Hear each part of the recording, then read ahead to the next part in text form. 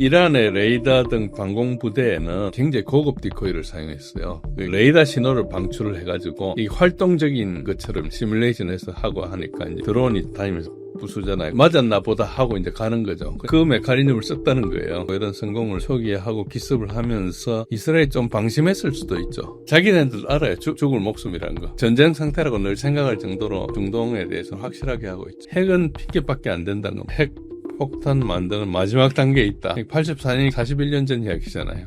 지금도 마지막 단계에 있다 그러죠. 결국 뭘 하는가? 진짜 이유는 정권 교체입니다. 전혀 거기 핵이나 그 인종이나 이런 거 종교나 이런 거 전혀 상관없어요. 다 돈이에요. 이란이라는 국가 자체로는 뭐 국민들은 정권이 바뀌든 안 바뀌든 국가가 생존해야 되는 문제가 있고 이스라엘은 이란의 정권을 교체해야 되는 문제.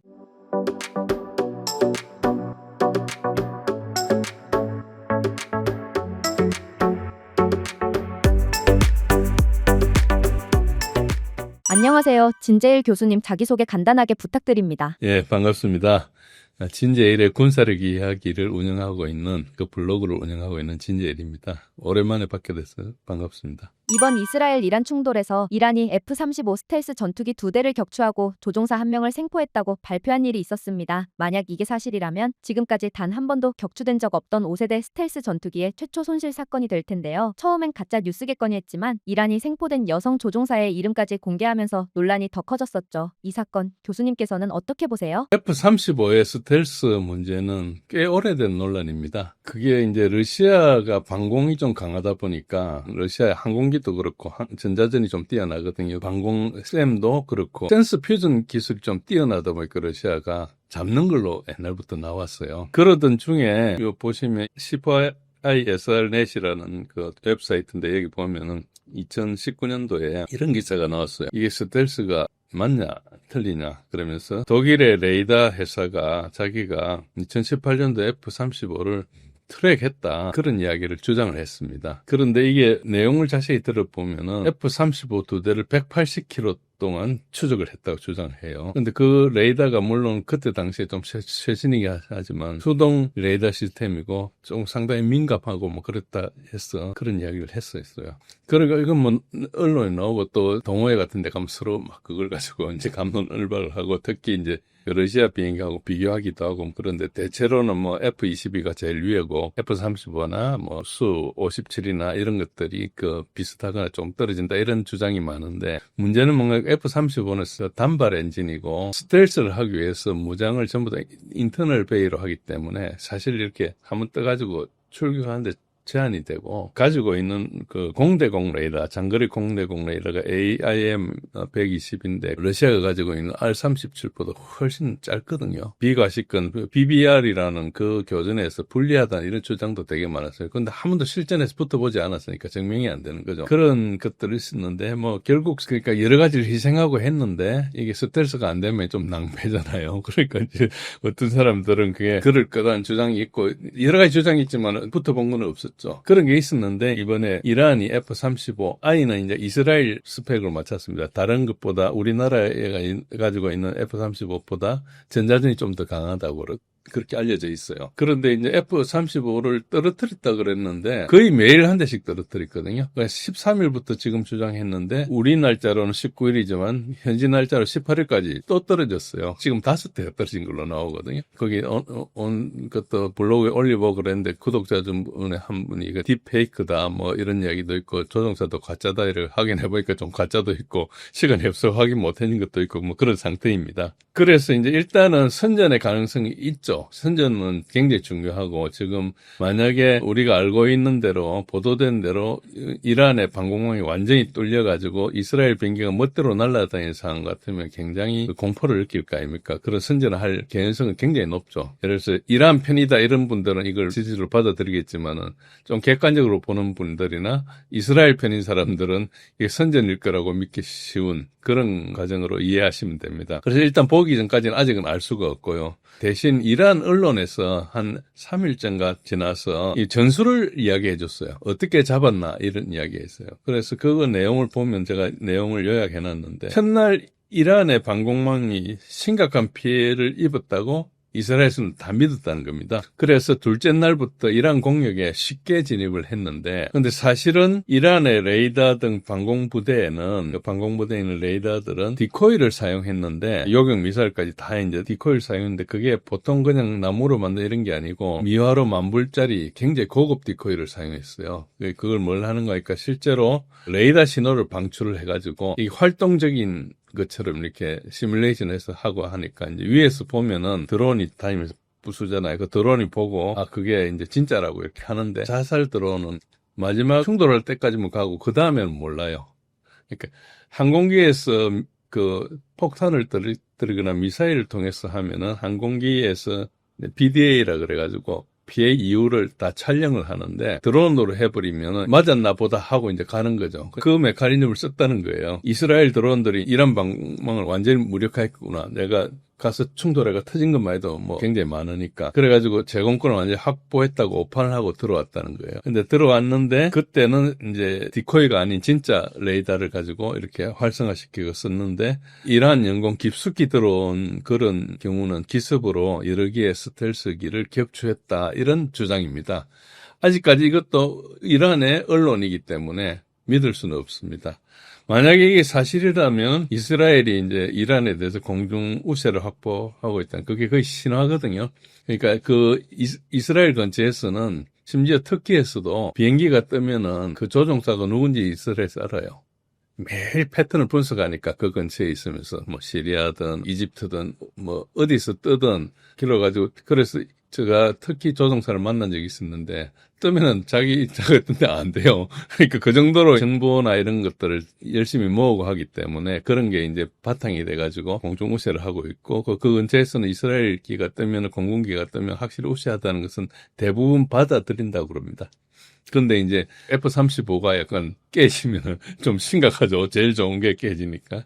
이번 격추에 사용된 무기가 바바르 373이었을 가능성이 높다고 알려졌는데요.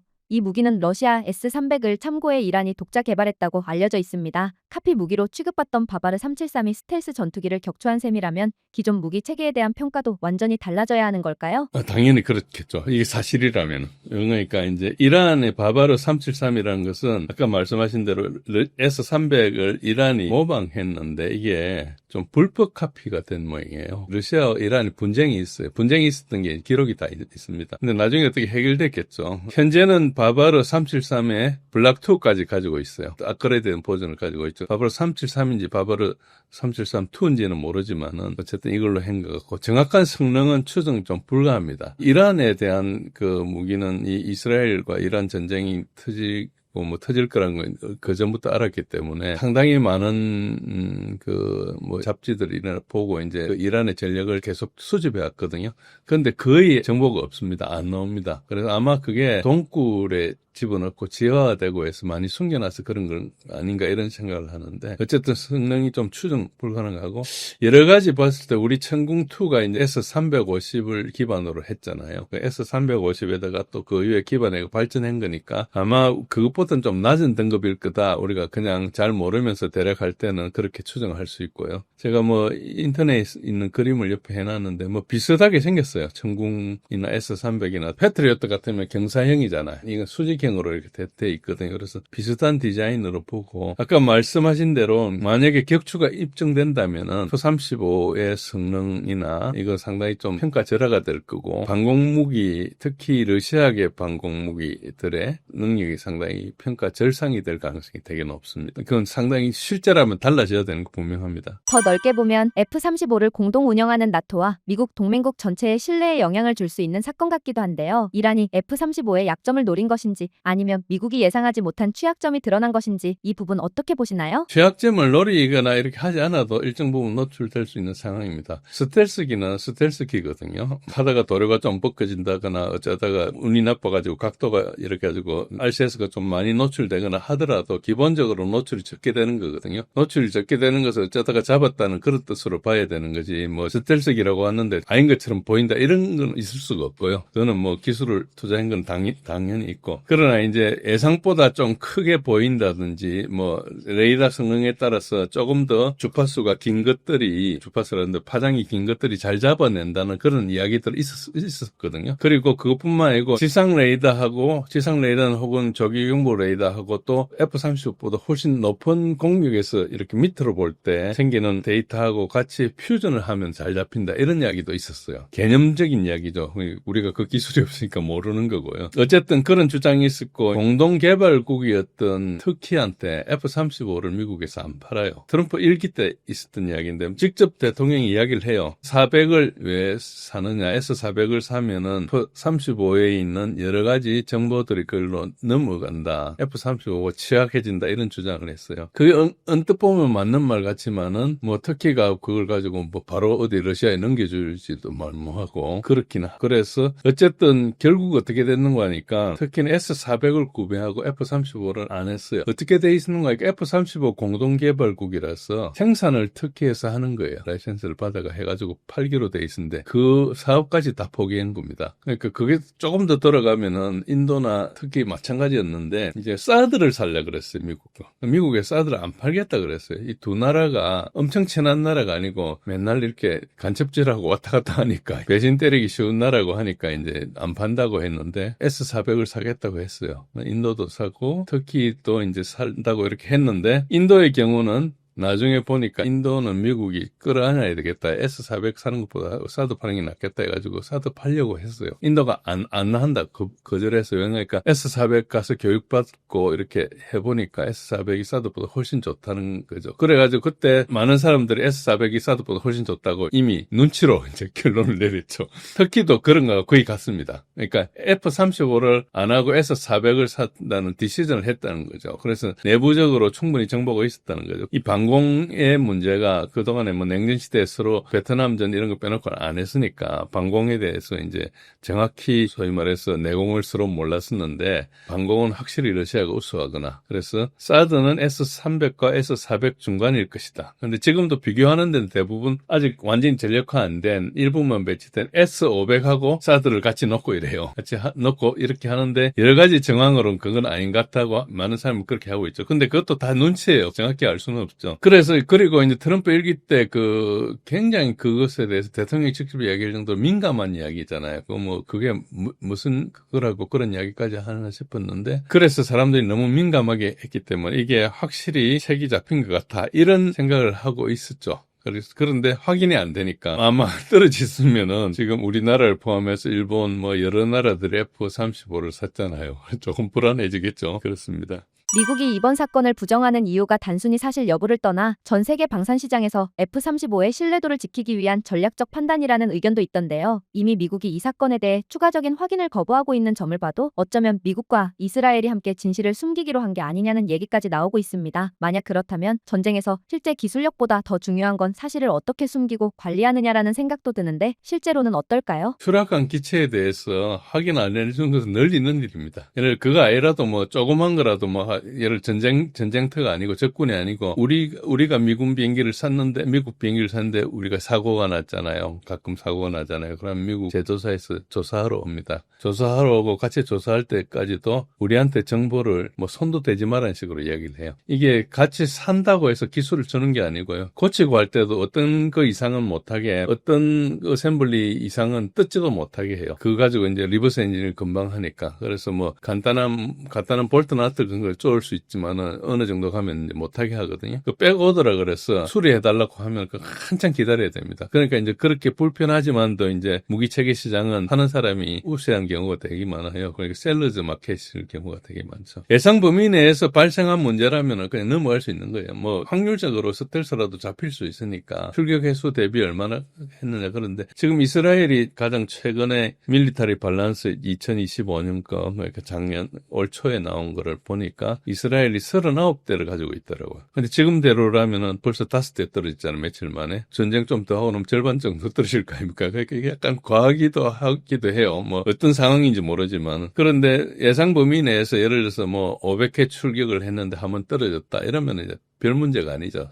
이기는 건데 늘 있는 일인데 이제 그렇지 않은 문제일 수도 있고. 또 이제 또 어떤 게 있는 거니까 반대로 그냥 떨어지든 말든 계속 써야 되는 경우도 있어요. 대표적으로 이제 F-104라는 좀 옛날 비행기인데 독일군이 그 비행기를 쓰면서 270대가 손실을 입었어요. 전체 손실의 30%를 입었거든요. 근데 뭐 퇴역할 때가 계속 썼어요. 어째 보면 그냥 떨어지고 하더라도 보통 소문만 돌다가 아주 결정적인 문제가 발생하면은 그때는 이제 공식화를 해요. 보잉 737 맥스 8 같은 경우 여러 비행기가 동시에 떨어졌잖아요. 말레이시아에서 떨어지고 뭐 떨어지니까 이제 더 이상 안 사다는 사람들이 그때는 이제 와가지고 공식화하고 조사도 하고 하는데 그 전까지는 별로 하지도 않는 그런 거고요. 아까 뭐 수출도 이야기하시고 그랬는데 F-35를 잡아낸다면은 그 미국 특히 이제 락히드 마틴 제조사에는 어떤 부담이 있는 거니까 F-35는 그 이때까지 역사상 가장 큰 사업이었거든요. 수명 주기 비용까지 다 따지면 미국만 1조 7천억 달러 정도 될 거예요. 그런데 일론 머스크도 이게 문제라고 이야기한 바 있고 대부분의 감사 보고서나 평이 다 실패한 사업이라 그래요. 이게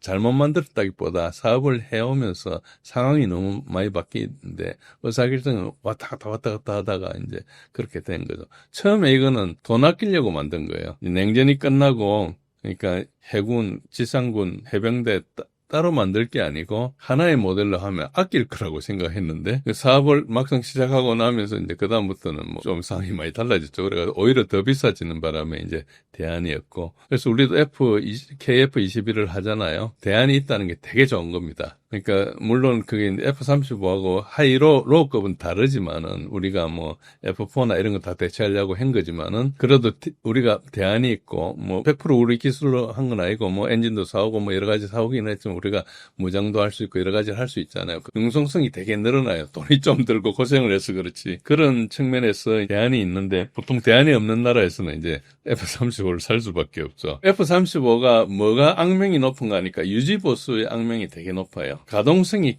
거의 최악입니다. 모든 비행기 중에. 미국 정부의 여러 가지 보고서, GAO나 뭐, Congressional Research Service, 그러니까 CRS나 의회 보고서 이런 데서도 언급되는데, 가동률이 지금은 뭐 최대 50%에 60%라 그러는데, 실제로 30%인 경우가 되게 많아요. 물론 그거는 이제 함재기나 뭐, 수직이 착륙기나 이런 경우가 많죠. 수직이 이착륙은 되게 어려워서, 멀쩡할 때도 기류가 좀 이상하면 이착륙하다가 비행기가 돌아버리고 이런 경우가 많거든요. 그러니까 비행시간 1시간, 이제 우리가 항공기는 플라이트 아워로 따지는데 비행시간 1시간에 정지시간이 13시간으로 돼 있습니다. 좀 많은 편이죠. 이스라엘에서 이란을 출격했다가 다시 돌아오면은 그게 갈 때 한 1,500km, 좀 더 깊이 들어가면 한 2,000km 들어가고 올 때도 같으면은 4,000km인데다가 중간에 두 번 정도 비행 루트에 따라 연공이 좀 복잡하면 3번을 급유를 받아야 되고 보통은 2번 정도는 최소한 급유를 받아야 되거든요. 그렇게 따지면은 그 비행 시간이 보통 뭐 1.6 뭐 이렇게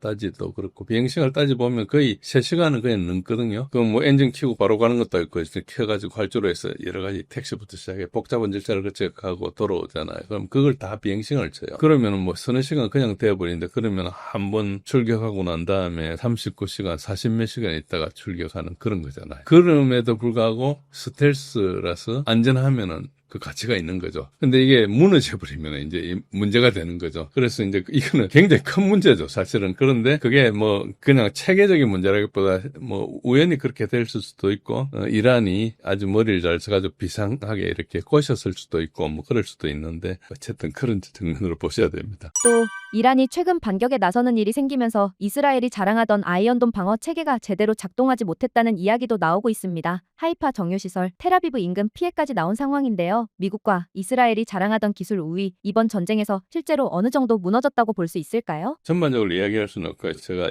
제 블로그에 작년 10월 4일이네요. 이란이 트루 프라미스 2 작전을 하고 난 직후에 제가 블로그에 올렸었어요. 그때 제목이 뭔가 하니까 이란의 탄도미사일 공격에 노출된 미국의 미사일 방어 체계라고 썼어요. 그러니까 이스라엘이 가지고 있는 모든 체계가 사실 다 미국 기술이에요. 자기네 뭐 한 게 있겠지만 대부분 미국 기술이고 미국 돈으로 만드는 거예요. 그리고 뭐 아이언돔 같은 경우는 좀 이제 이익을 하기 너무 비싸니까 조그만 로켓을 막기 위해서 아이언돔 만드는 거죠. 아이언돔은 이란이 쏘는 중거리, 이거 중거리 미사일을 그러거든요. MRBM이라 하기도 거의 IRBM 규모에 속하는 거예요. 중거리 미사일이 그 미사일들 중에서는 대부분 좀 기술이 뛰어난 편이에요.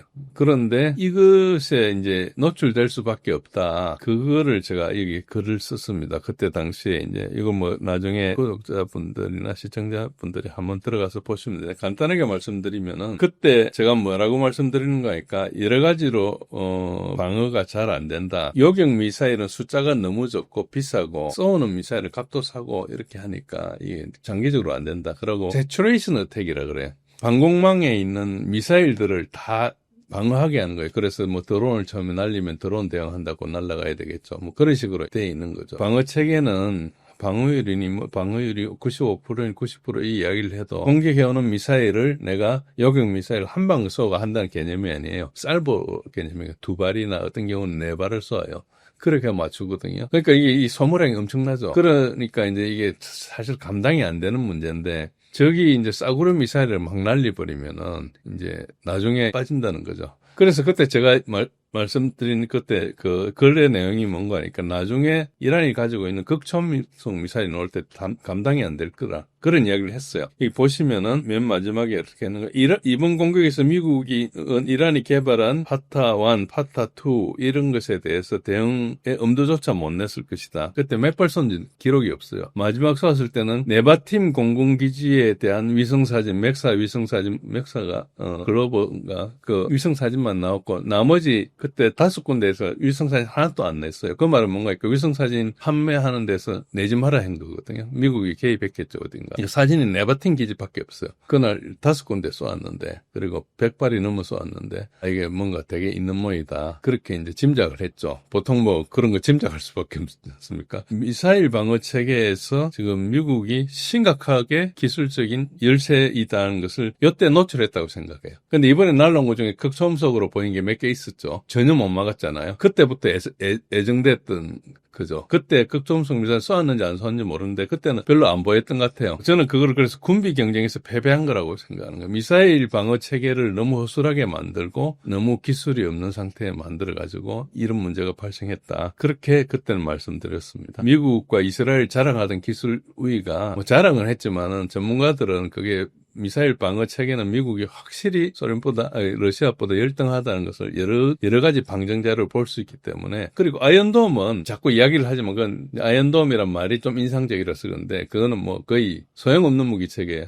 중거리 미사일 날라오는 데는 아무리 그 속도가 낮아도 떨어질 때 보면 거의 마하 5 가량은 떨어지거든요. 마하 3, 4, 5 이렇게 떨어지기 때문에 그건 못 막습니다. 에로 2 에로 3, 뭐, 그거는 같은 버전이니까, 데이비드 슬링, 사드, 그리고 더 높은 고도로 오는 곳, SM3, 이런 걸로는 막을 수 있어요. 미국 SM3가 좀 막아줬죠, 이번에.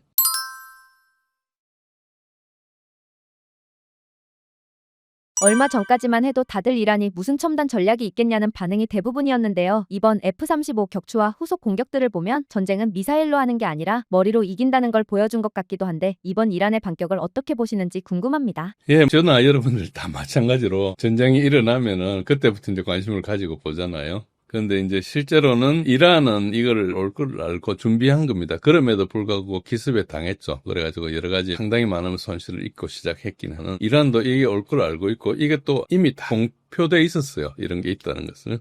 나중에 말씀드리겠지만 이미 알고 있었기 때문에 이란은 공중전에서 이스라엘의 상대가 안 됩니다. 그 이유는 가지고 있는 게 F-14가 최신이 톰캣이라고 그 옛날에 80년대에 나온 비행기 있잖아요. 탑건, 톰크루즈가 타는 그게 F-14거든요. 그냥 오래된 비행기죠. 그게 이제 1979년대 혁명이 나고 미국하고 대사관 인질 사태 있고 하면서 사실상 외교가 단절되다 보니까 안 팔았어요. 그러니까 옛날에 70년대에 있던 무기에 뭐 정비를 겨우 해가지고 끌고 가는 거죠. 그러니까 뭐 그게 전투기라고 하기는 힘들고 그 다음에 이제 구소련으로부터 좀 사기도 하고 그랬는데 미국이 계속 제재를 때리니까 러시아도 눈치 보이가 제대로 안 팔았어요. 그래서 다 비행기가 노후화됐어요. 그러니까 이제 항공기는 굉장히 가장 큰 사업이잖아요. 그러니까 미사일만 해도 조금 다른 나라들 만들 수 있는데 항공기는 그것보다 훨씬 복잡하거든요. 굉장히 복잡하기 때문에 항공기를 만드는 데 별로 없어요. 우리나라도 이번에 만들기 시작하니까 그 대단한 거죠. 어쨌든. 그래서 이제 이란이 공중전에서는 안 될 걸 뭐 이미 알고 그나마 있는 구형 비행기도 다 먼 쪽으로 대피시켜 놨어요. 저 남쪽으로 저 관계 없는 대로. 그리고 이제 아까 말씀드린 대로 방공 무기들도 디코이를 많이 사용하고 실제로 촬영한 거 보면은 그 F-14 같은 것도 가짜로 이렇게 만들어가지고 많이 해놨더라고요. 그 터지고 나중에 갔는데도 보니까 모양이 그대로 있고 이런 것들 많던데. 그러니까 이란에서는 이스라엘하고 전쟁을 했을 때 가장 큰 약점이 항공이거든요. 그러니까 이제 방공으로 보안을 하고 일단 막고, 그 다음에 이제 자기네들이 항공기로 갈 수 없으니까 미사일을 할 수 밖에 없어요. 그 다음에 이제 지상전을 하려면은 여러 나라 근처 와야 되니까 이제 좀 다르죠. 지상전을 하면은 이란이 좀 여러 가지 유리하겠죠.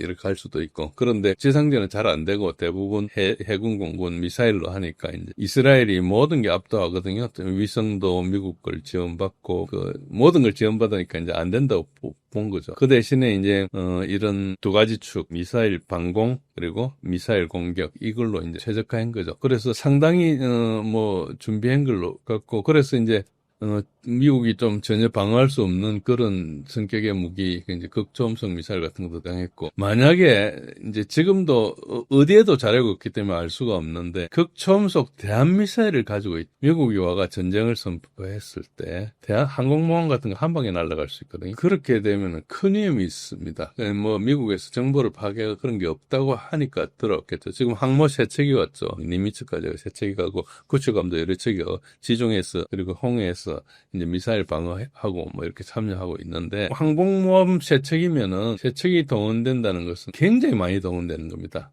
항공모함은 함 나가지고 수개월씩 있기 때문에 들어가면 정비하고 그 모든 걸 시간이 많이 걸려요. 대기하고 하는데. 그래서 보통 항공모함이 뭐 잘 돌아가봐야 한 너댓 척도 있는데 그게 세척이 다 몰렸다는 거죠. 지난번에 이제 홍해 후티 방문하고 하다가 여러 이제 그 배들이 해리 트루만 이런 것들이 고생해가지고 뭐 좀 부서졌다는 이야기도 있고 뭐 실제로 좀 부서지기도 했더라고요. 그래가지고 가서 그 수리하는 건 몇 개월 걸립니다.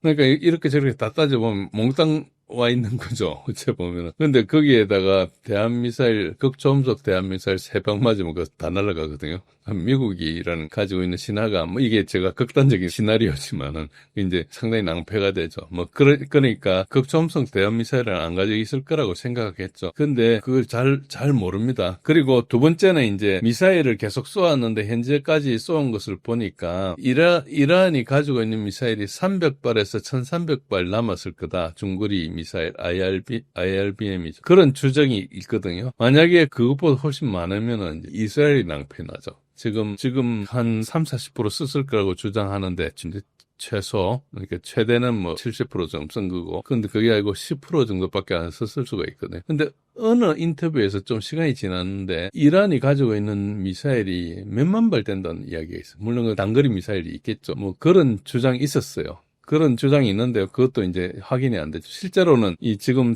데이터는 거의 확인이 안 되죠. 어쨌든 그렇습니다. 이란의 공격 방식을 보니 싸구려 드론을 일부러 날려서 아이언돔을 소모시키고 그 타이밍에 탄도미사일로 주요 시설을 정밀 타격했었잖아요. 한 방으로 뚫은 게 아니라 처음부터 방어망을 무너뜨릴 시나리오를 짜고 들어간 느낌이던데요. 여기에 대해서는 어떻게 보세요? 예, 이거는 그렇게 공격을 그렇게 합니다. 항상 모든 시나리오가. 그것뿐만 아니고 이제 가면서 이제 디코이를 또 넣기도 하거든요. 만약에 이제 탄도미사일이 조금 더 위력 있게 혹 핵미사일 같은 경우가 있다면은 뭐 이란은 핵미사일이 없는 걸 우리가 알고 있지만은 그러면은 이제 다 탄두를 해요. 멀브라 해가지고 안에 이제 버스 안에 한 6개나 많으면 10개 정도 ICBM 같은 게 10개씩, 그리고 지난번에 썼던 아레즈닉 같은 경우는 6개를 넣어요. 그래가지고 이제 지가 이렇게 터지가 날아가거든요. 그러면은 그게 어느 시점부터는 저기 이제 그걸 방어하는 입장에서 보면 갑자기 6개가 날라오는 거잖아요. 그리고 그 디코이도 넣기도 해, 가짜. 그러니까 뭐 이렇게 저렇게 막 정신없이 하는 거죠. 그래서 이제 그 안에 그 방어 알고리즘이 굉장히 복잡합니다. 디코이를 식별하는 거 이런 것들이 거의 모든 수학 중에 제일 높은 수학이 거기에 들어가 있다고 보시면은 거의 틀림이 없는데요. 어쨌든 그렇고요. 그래서 방공 전력 그건 막아내버리면 이제 진짜 수단이 없잖아요. 그러니까 이걸 방공 전략은 소모시키는 게 본래 전략입니다. 그래서 디코이도 넣고 다른 방향에 놓기도 하고 그래서 이제 이거 막는 사이에 못 오게 하는 그런 식으로. 그래서 이제 속도가 되게 속도가 느리면은 그 사이에 다 대응을 할 수가 있거든요. 근데 속도가 빠르면은 이제 옮기지 못하죠. 그래서 이란도 이 전쟁을 20년 이상 준비해왔다 이렇게 이해하시면은 특히 이제 이번에 한 것은 이제 트루프라미스 3라 그러죠. 작년에 4월달에 한 게 트루프라미스 1이고 10월달에 한 게 두 번째고 이번 세 번째 보복이기 때문에 사실은 1차, 2차까지도 3차가 올 걸 대비해서 했다고 보죠. 그거를 이제 그렇게 생각하시면 되고요. 그래서 TP1 작년 4월에는 아주 오래된 미사일, 그러니까 그러고 다 알려줬어요. 미리 다 통보하고 2월에도 다 통보하고 그래서 사람들 다 비키게 그러니까 내가 보복한다는 것을 이제 상징적으로 알려주기 위해서 한 거죠. 그렇게 하면서 뭐 막든지 말든지 하라면서 이제 이렇게 내보냈죠. 내보내면서 이제 아마 탄두도 좀 약하게 했을 거고 그래서 이제 명중시키는 거 보니까 네바틴 공군기지에 작년 10월에 했던 거 보니까 CEP가 거의 뭐 1km 정도 돼 보이더라고요. 그러면 이제 별로 높지 않은 경우거든요. 그런데 뭐 그런 식으로 이렇게 했는데 이번에 올 때는 상당히 좀 더 굉장히 정밀해졌고 그런 걸. 그래서 이제 지금 말씀하신 게 있는 일이고 그리고 그 함흥 공격할 때도 그렇지만은 이제 그 전파하고 그 다음 파 이렇게 1년 반에 걸쳐서 또 다르게 하고 그다음에 이번에도 매일매일 파가 다르네. 첫날은 좀 많이 하고 그다음부터 떨어지잖아요. 그게 첫날 할 때는 많이 이제 이스라엘의 방공망이 떨어지니까 좀 많이 쏘은 거죠. 그래서 뭐 예를 들어서 한 80% 막았다 그러면 100발 쏘면은 한 20발은 떨어지게 이렇게 쏘은 거죠. 근데 그다음에 방공망이 좀 소진되니까 60발만 쏘도 20발이 떨어지는 거죠. 그런 식으로 이제 적게 쏘고 있는 거죠. 한꺼번에 많이 쏠 필요가 없는 거죠. 계속 이제 적당하게 조절해야 되니까. 그런 그 믹스가 상당히 이제 중요하고요. 그 전술 중에 하나고. 그래서 이번에도 보니까 발사 미사일의 포트폴리오가 굉장히 다양하게 가더라고요. 이거는 이스라엘이 대응하기 되게 헷갈리게 하는 거고 그렇습니다. 대부분 지금 이스라엘과 미국의 방공망은 동일한 걸로 보입니다. 그렇게 보입니다. 공격 당시 이란이 쏜 일부 미사일에는 전파 교란 장치가 탑재되어 있었다는 분석도 있었습니다. 이 영향으로 이스라엘의 아이언돔, 다윗의 슬링 등이 정상적으로 작동하지 못했다는 평가도 나오는데 이번 사태를 보면 단순히 미사일 숫자 싸움이 아니라 전자전 능력의 격차가 결정적인 영향을 준 걸까요? 예, 전자전은 뭐 항상 있는 거고 그거 되게 중요한 요소죠. 그런데 이란의 탄도미사일 이렇게 그 라인업을 보시면은 이제 범위에 따라서 있고 그 다음에 이제 그 극초음속 미사일이 2개가 있습니다. 이란 자체가 만든 거죠. 이제 극초음속 미사일이 좀 중요한데요. 전자전 능력 여부는 판단이 좀 곤란하고 마지막 호밍할 때 어떤 방법을 쓰느냐에 따라서 만약에 레이더를 써서 한다면은 전자전이 효과가 있을 거고 뭐 그런데 보통 INS를 대부분 쓰고 그 다음에 보정을 하는 식으로 하거든요. 그래서 대부분은 거의 그 미사일의 비행 기간 동안에 전자전은 거의 힘들고 마지막 종말 단계, 호밍 단계에서 뭘 쓸 수 있을지 모르겠어요. 그때는 거의 안 쓴다고 봐야 되고요. 그러면은 좌표를 찾아가는데 자기가 좌표를 알아야 될 거 아닙니까? 자기가 내비게이션 하면서. 근데 굉장히 극초음속으로 하면은 어떻게 되는가? 극초음속 미사일은 우선 엔진도 중요하지만은 그 앞에 이제 미사일 앞부분, 노즈 부분, 이제 앞부분이 그 호밍 헤드가 있고 그 다음에 이제 뭐 뒤에 탄두가 있기도 하고 아니면은 이제 다탄두일 경우는 앞에 두기도 하고 뭐 이런 여러 가지 방법이 있는데 그걸 갈 때 이제 일단 그 버스라 그러는데 그걸 이제 내열을 해야 되거든요. 이제 대기권 내려오면서 굉장히 고열을 견뎌야 되니까 그 기술도 이제 중요하고 그 다음에 그렇게 이제 내려오면 어떻게 되는 거니까 굉장히 고열 상태에서 플라즈마 상태가 돼요. 그럼 전파가 그걸 통과를 못. 그래서 이제 통신이 제일 어려워요. 그러니까 그 상황에서 초음속일 때는 통신이 어느 정도 기술적으로 될지 모르겠는데 극초음속이 되면 통신이 굉장히 어렵거든요. 그걸 뭐 양자 통신으로 했지 않나 대부분 그걸 추적하고 있어요. 그러면 이제 그렇지 않아도 뭐 양자 얽힘 이런 식으로 한다고 그러는 그런 걸로 추정을 하고 있죠. 그래서 이제 어쨌든 그 극초음속 미사일 가지고 정확히 때린다면은 기술적으로 엄청 진보한 거죠. 아직까지 미국도 극초음속 미사일을 실전 배치하지는 못했거든요. 그리고 러시아는 3축 체계를 전부 다 극초음속 미사일로 했어요. 핵 3축 체계. 공대지 미사일 그리고 이제 그 SLBM 그리고 여기 있는 어디죠? 그 이제 지상에서 하는 텔이나 아니면 발사대에서 하는 그러니까 사일로에서 하는 그런 것들도 다 전부 극초음속 미사일로 했는데 미국은 이제 그 탄두는 러시아랑 비슷하지 하지만 개수가 좀 오래된 그런 상태거든요. 그래서 이제 만약에 지금 당장 핵 전쟁을 미국하고 러시아가 들판에서 만나서 붙는다면은 이제 러시아가 압승하겠죠. 지금 현재는. 근데 미국이 약간 근데 이 극초음속 미사일 보통 재래식을 잘 안 쓰거든요. 쓰기는 써도 그게 다 핵이나 이런 데 쓰려고 하는 거지.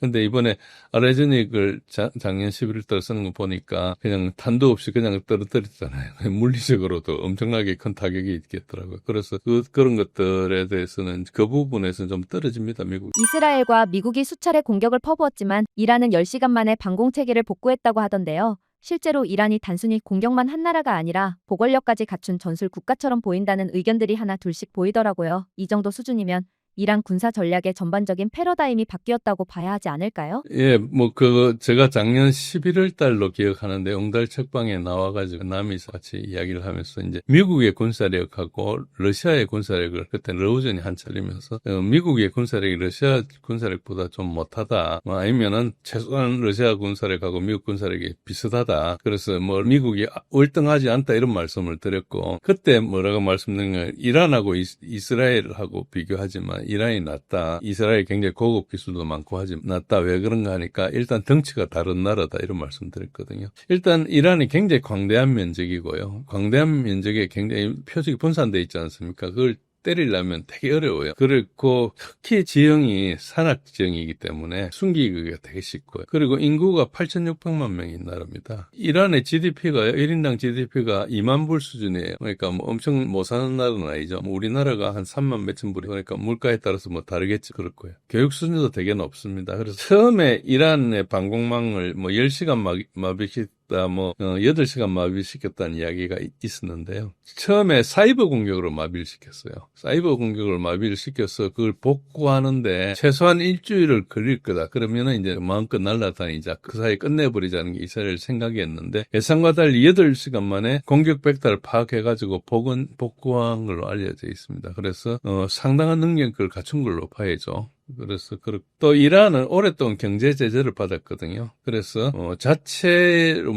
원하지는 원치 않던 산업을 좀 보호할 수밖에 없는 자체 조달해야 되니까. 그래서 자체 기술 수준을 어느 정도 보유한 것으로 추정하고 있습니다. 이란이 만만한 국가는 아니다. 꽤 상당한 나라고. 우리나라도 5천만이잖아요. 200만인데 그것보다 훨씬 많죠. 그러니까 이제 전혀 문명이고 이러면 모르지만 교육 수준이 높으면 상당한 위력을 발휘할 수 있죠. 아까 말씀드린 대로 패러다임까지는 아니지만은 어쨌든 항공력 부족을 드론과 미사일로 대체를 하고 있거든요. 나름대로 방어책을 꿰적하고 있고 아시겠지만은 러우전 초기에 샤헤드라는 이란제 드론을 줬습니다. 그러니까 드론은 가난한 나라의 공군이거든요. 그러니까 그 항공기를 만들 기술이나 이런 산업 체계가 없죠. 보통 항공기는 어떻게 생각하셔야 되는가? 항공기를 특히 전투기를 자기 만들려면은 100몇십 개국에 아웃소싱을 한다 이렇게 생각하시면 됩니다. 그러니까 제재받는 나라가 할 수는 없는 거예요. 자기가 만들 수는 있는데 중국은 자기가 다 만들려 하고 있잖아요. 되게 어려워요. 오래 걸리고 모든 산업은 만들어야 되니까 중국 정도 덩치 되면 해볼만 하겠지만은 처음부터 잘 하다가 잠시 이런 게 아니고 완전히 새로 시작하는 거잖아요. 그런데 되게 어렵습니다. 그래서 하더라도 가성비가 안 나오고 이렇게 됩니다. 어쨌든 그런 상황에서도 샤헤드 드론이 지금은 이제 계란으로 바뀌었는데 샤헤드 드론을 이제 러시아 공장에서 그걸 면허 생산을 했거든요. 그런데 나와가지고 굉장히 압도적이었잖아요. 그게 엄청 고가나 이런 건 아니지만은 어쨌든 드론 전쟁의 한 페이지를 장식했거든요. 지금도 그 샤헤드 드론을 스텔스를 만들어가지고 러시아가 써요. 그리고 그 안에 이제 조금 더 AI 등 들어가가 조금 발전했어요. 지금 한 3년 가니까. 그런데 처음에는 전장에서 굉장히 큰 역할을 했죠. 그러니까 이란이 이런 걸 봐서 여건이 되는 한에서 꽤 기술이 있는 나라라 봐야 되겠죠. 이런 걸 보면 이스라엘 쪽이 이란의 공격 구조를 제대로 파악하지 못하고 오히려 방어 수단을 낭비하게 만든 느낌도 있는데요. 일각에선 이스라엘이 방어망으로 싸운 전쟁에서 오히려 스스로 수명을 단축시켰다는 말도 나오더라고요. 그렇다면 이란의 전략은 단순히 공격이 아니라 상대 판단을 틀리게 만드는 전술로 짜여졌다고 봐도 될까요? 예, 이스라엘도 준비했고 이란도 준비했는데 아마 처음에 조금 초기에 사보타지 같은 거 해가지고 안에서 내부적으로 이란이 다민족 사이니까 여러 사람 고용해가지고 하고 이런 성공을 초기에 하고 기습을 하면서 이스라엘이 좀 방심했을 수도 있죠. 제가 볼 때는 그 요소가 좀 크다고 봅니다. 그러나 미사일 방어 자체는 지금 공개한 건 미사일밖에 없잖아요. 미사일 방어 자체는 아까 말씀드린 대로 작년 10월에 벌써 제가 예측할 정도로 방어 수단이 없는 거였습니다. 거기에 맞춰서 이란이 오랫동안 미사일 전력을 구축한 건 분명한 것 같습니다.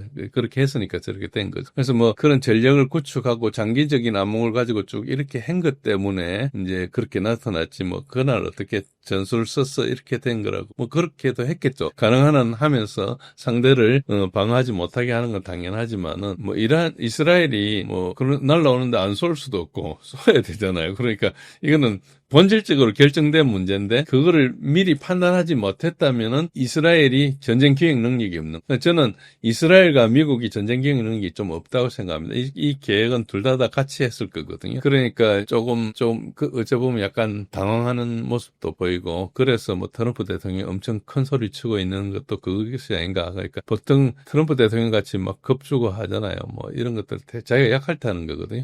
뭐 보통 우리가 홀덤 이런 거 할 때도 블러핑을 할 때, 블러핑 해가지고 함부로 죽으면 안 되잖아요. 자신 있을 때는 천천히 하는데, 이제 그런 것처럼 지금 블러핑 하는 것처럼 보이게 하고 있어요. 뭔가 약점이 있다, 이렇게 보는. 그러니까 그게 뭐, 당장의 전술보다는 전력을 그렇게 구축했지 않았나, 이런 생각이 듭니다. 그렇다면 이제 잠시만. 그렇다면 아무리 방공망이 뛰어나도 다 막을 수 없는 구조다라는 걸 보여준 셈인데 그러면 이제는 전쟁의 승패를 결정짓는 건 기술력보다 물량을 감당하는 머리싸움으로 옮겨간 것인지 궁금합니다. 방공이라는 것은 사실 뛰어나도 다 막을 수 없는 구조거든요. 그래서 그런 부분이 있고 그래서 이제 어찌보면 전쟁이라는 것은 그 자체가 양과 질이 맞아야 되는 스탈린이 그랬어요. 양은 그 자체가 하나의 질이라고. 쪽수가 많으면은 그 감당하기가 되게 힘들죠. 그런 거 비슷하게 우리가 이제 전력 소요 분석 이런 거 할 때 항상 질과 양을 결합한 효과를 평가합니다. 그래서 뭐 어떤 취약점에 따라서는 소요가 달라지니까 이제 그게 따로 다르게 하는데 어떤 경우는 이제 기술적으로 딱 해결책이 있으면은 양이 적어도 관계없는 부분이 있고 어떤 경우는 숫자만 많으면 해결되는 부분이 있지만은 대부분은 그 어느 중간이거든요. 그래서 이제 그 콤비네이션을 가지고 하는데 특히 이제 구조 등으로 이제 취약점 분석과 효과 분석이 좀 다른 나라도 하긴 하지만은 어쨌든 상당히 정교하게 수행하는 걸로 보입니다.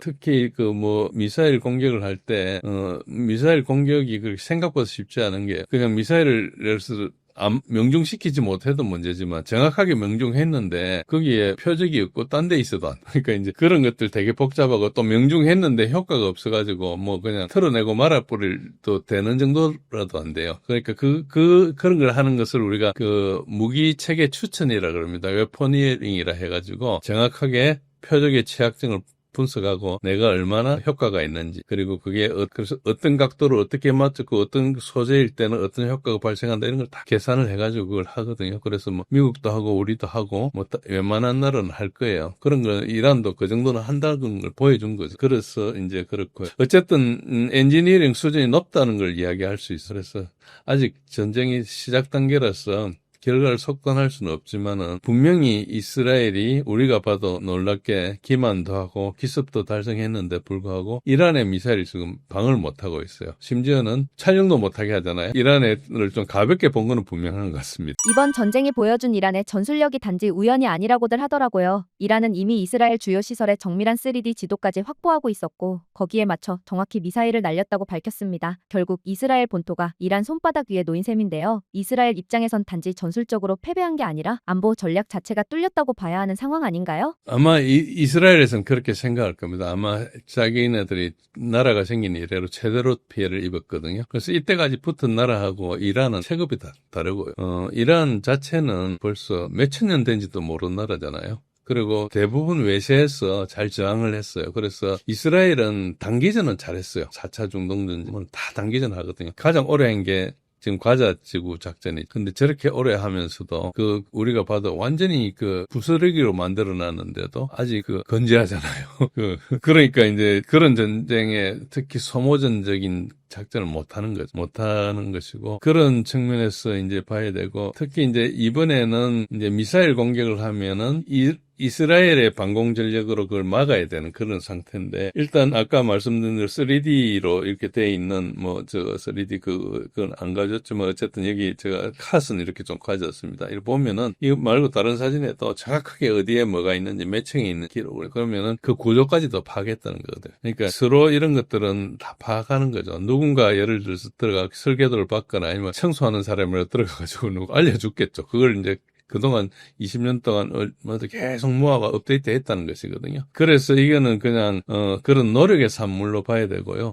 그렇게 했으면 분명히 아까 말씀드린 대로 웨포니어링이란 절차를 거쳐서 이제 공학적으로 정확하게 파악했을 겁니다. 그래서 파악했기 때문에 일어나는 그런 것이죠. 그래서 이거를 지금 현재 단계에서 정보를 보유한 거 이런 것들도 우리가 당장 아무 생각하지 않고 있다고 보면 그 말씀 들으면 그게 맞지만은 조금 생각을 좀 오래 하면은 당연히 그랬겠다. 전쟁이 일어날 걸 옛날부터 알고 있었으니까 이걸 준비했을 거면은 그걸 했을 거고 게으르지 않고 부지런히 했으면은 생존이 걸린 문제니까 이렇게 했다고 볼 수 있죠.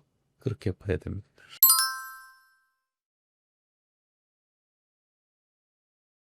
전쟁 발발 직후 트럼프 대통령이 긴급히 귀국하면서 내놓은 첫 발언이 논란입니다. 공개적으로는 전쟁을 멈춰야 한다고 했지만 다른 한편으론 이스라엘의 공습이 아주 훌륭했다는 표현을 써서 그런 것 같은데요. 이런 이중적 태도를 보면 미국이 사실상 이 작전을 처음부터 승인한 것 아닌가 하는 의혹이 강하게 제기되고 있습니다. 실제로 미국이 개입했다는 증거가 어느 정도까지 드러난 걸까요? 미국이 개입한 거 이걸 한번 보시면 됩니다. 이스라엘-이란 전쟁은 미국의 대리전입니다. 현재까지는 미국이 참여하면 직접 전쟁이 되겠죠. 오른쪽에 있는 그 브루킹스 연구 보고서입니다. 2009년에 있는 Which Path to Persia? 페르시아를 이란이라고 생각하면 되죠. 이란 정권 교체 방법입니다. 밑에 제가 열거를 해놨어요. 첫 번째 외교적 옵션이 두 개가 있어. 하나는 설득을 한다. 이란이 거절을 하면 안 되는 제안을 하고 설득을 하는 거고, 두 번째는 개입을 하는 거예요. 이란을 계속 유혹하는 거죠. 세 번째는 군사적 옵션이 세 가지가 있는데 무장 해제를 시키는 거죠. 첫 번째가 전면적으로 미국이 침공하는 거예요. 두 번째는 그냥 오시락 원전처럼 공습을 하는 거예요. 핵무기만 어떻게 하겠다는 거. 그 다음 세 번째가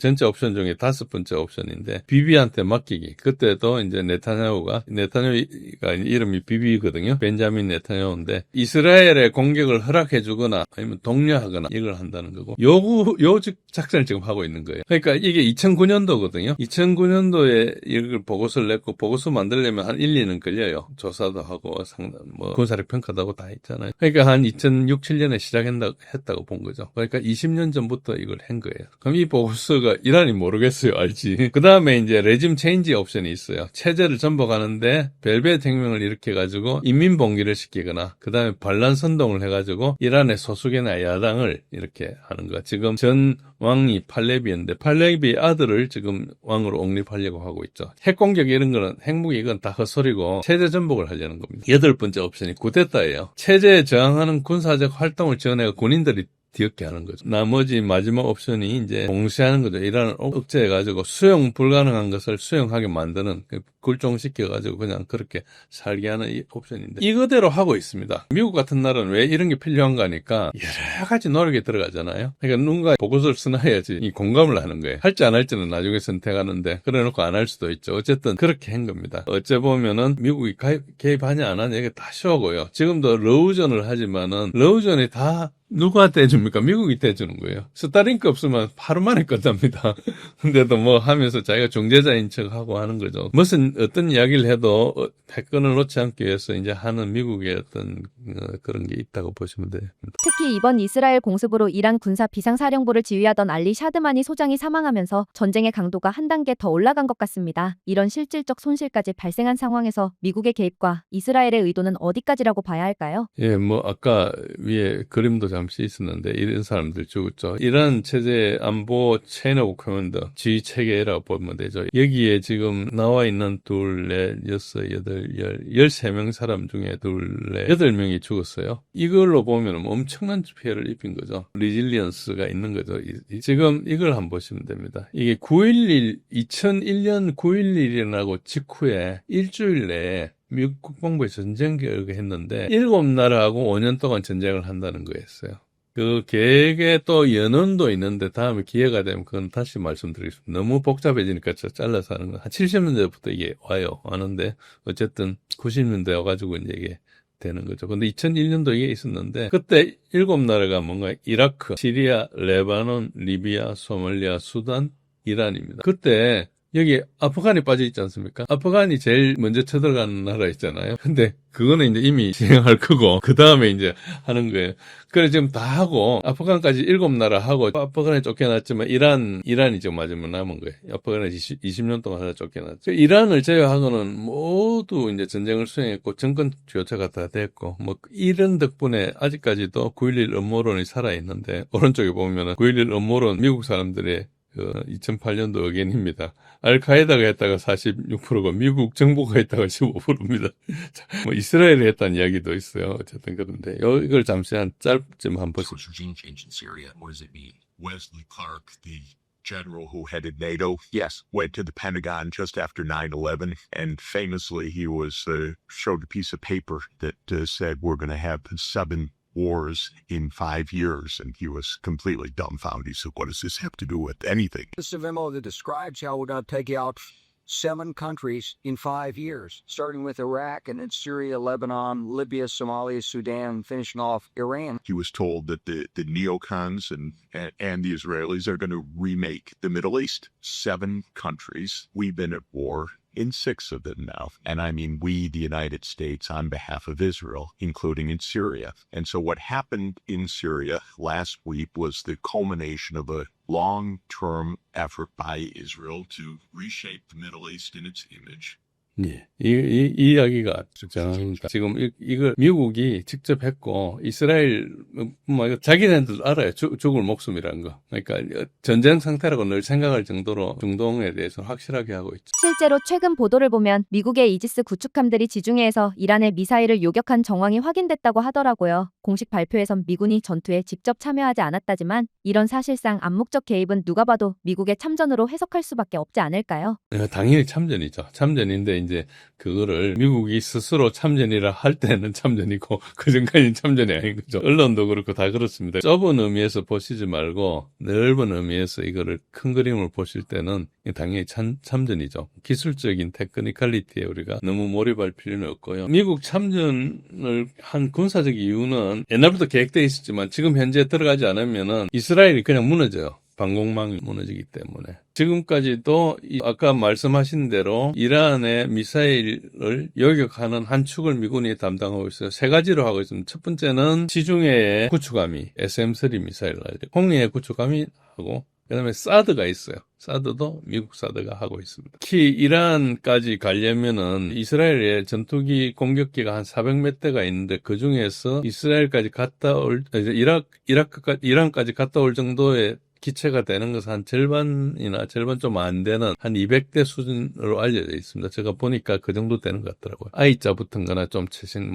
CD 붙은 건 다 옛날 거거든요. 어쨌든 현재 방공망이 소진돼 가지고 그런 것도 있지만은 갈 때 공중급유를 해줘야 되죠. 공중급유에 대해서도 아까 그 말씀드린 위치 패스트 페르시아 그게 뭐 공중급유에 대한 것도 다 계산을 해요. 그러니까 세밀하게 계산을 해놨어요. 공중급유를 지원하고 그 다음에 이제 정보 지원을 해줘야 돼요. 조기 경보 그리고 RQ4 글로벌 호크, MQ9 리퍼는 그 다목적인데 어쨌든 정찰도 하면서 필요하면 타격도 하는. 그리고 정찰 위성으로 실시간 ISR을 해주죠.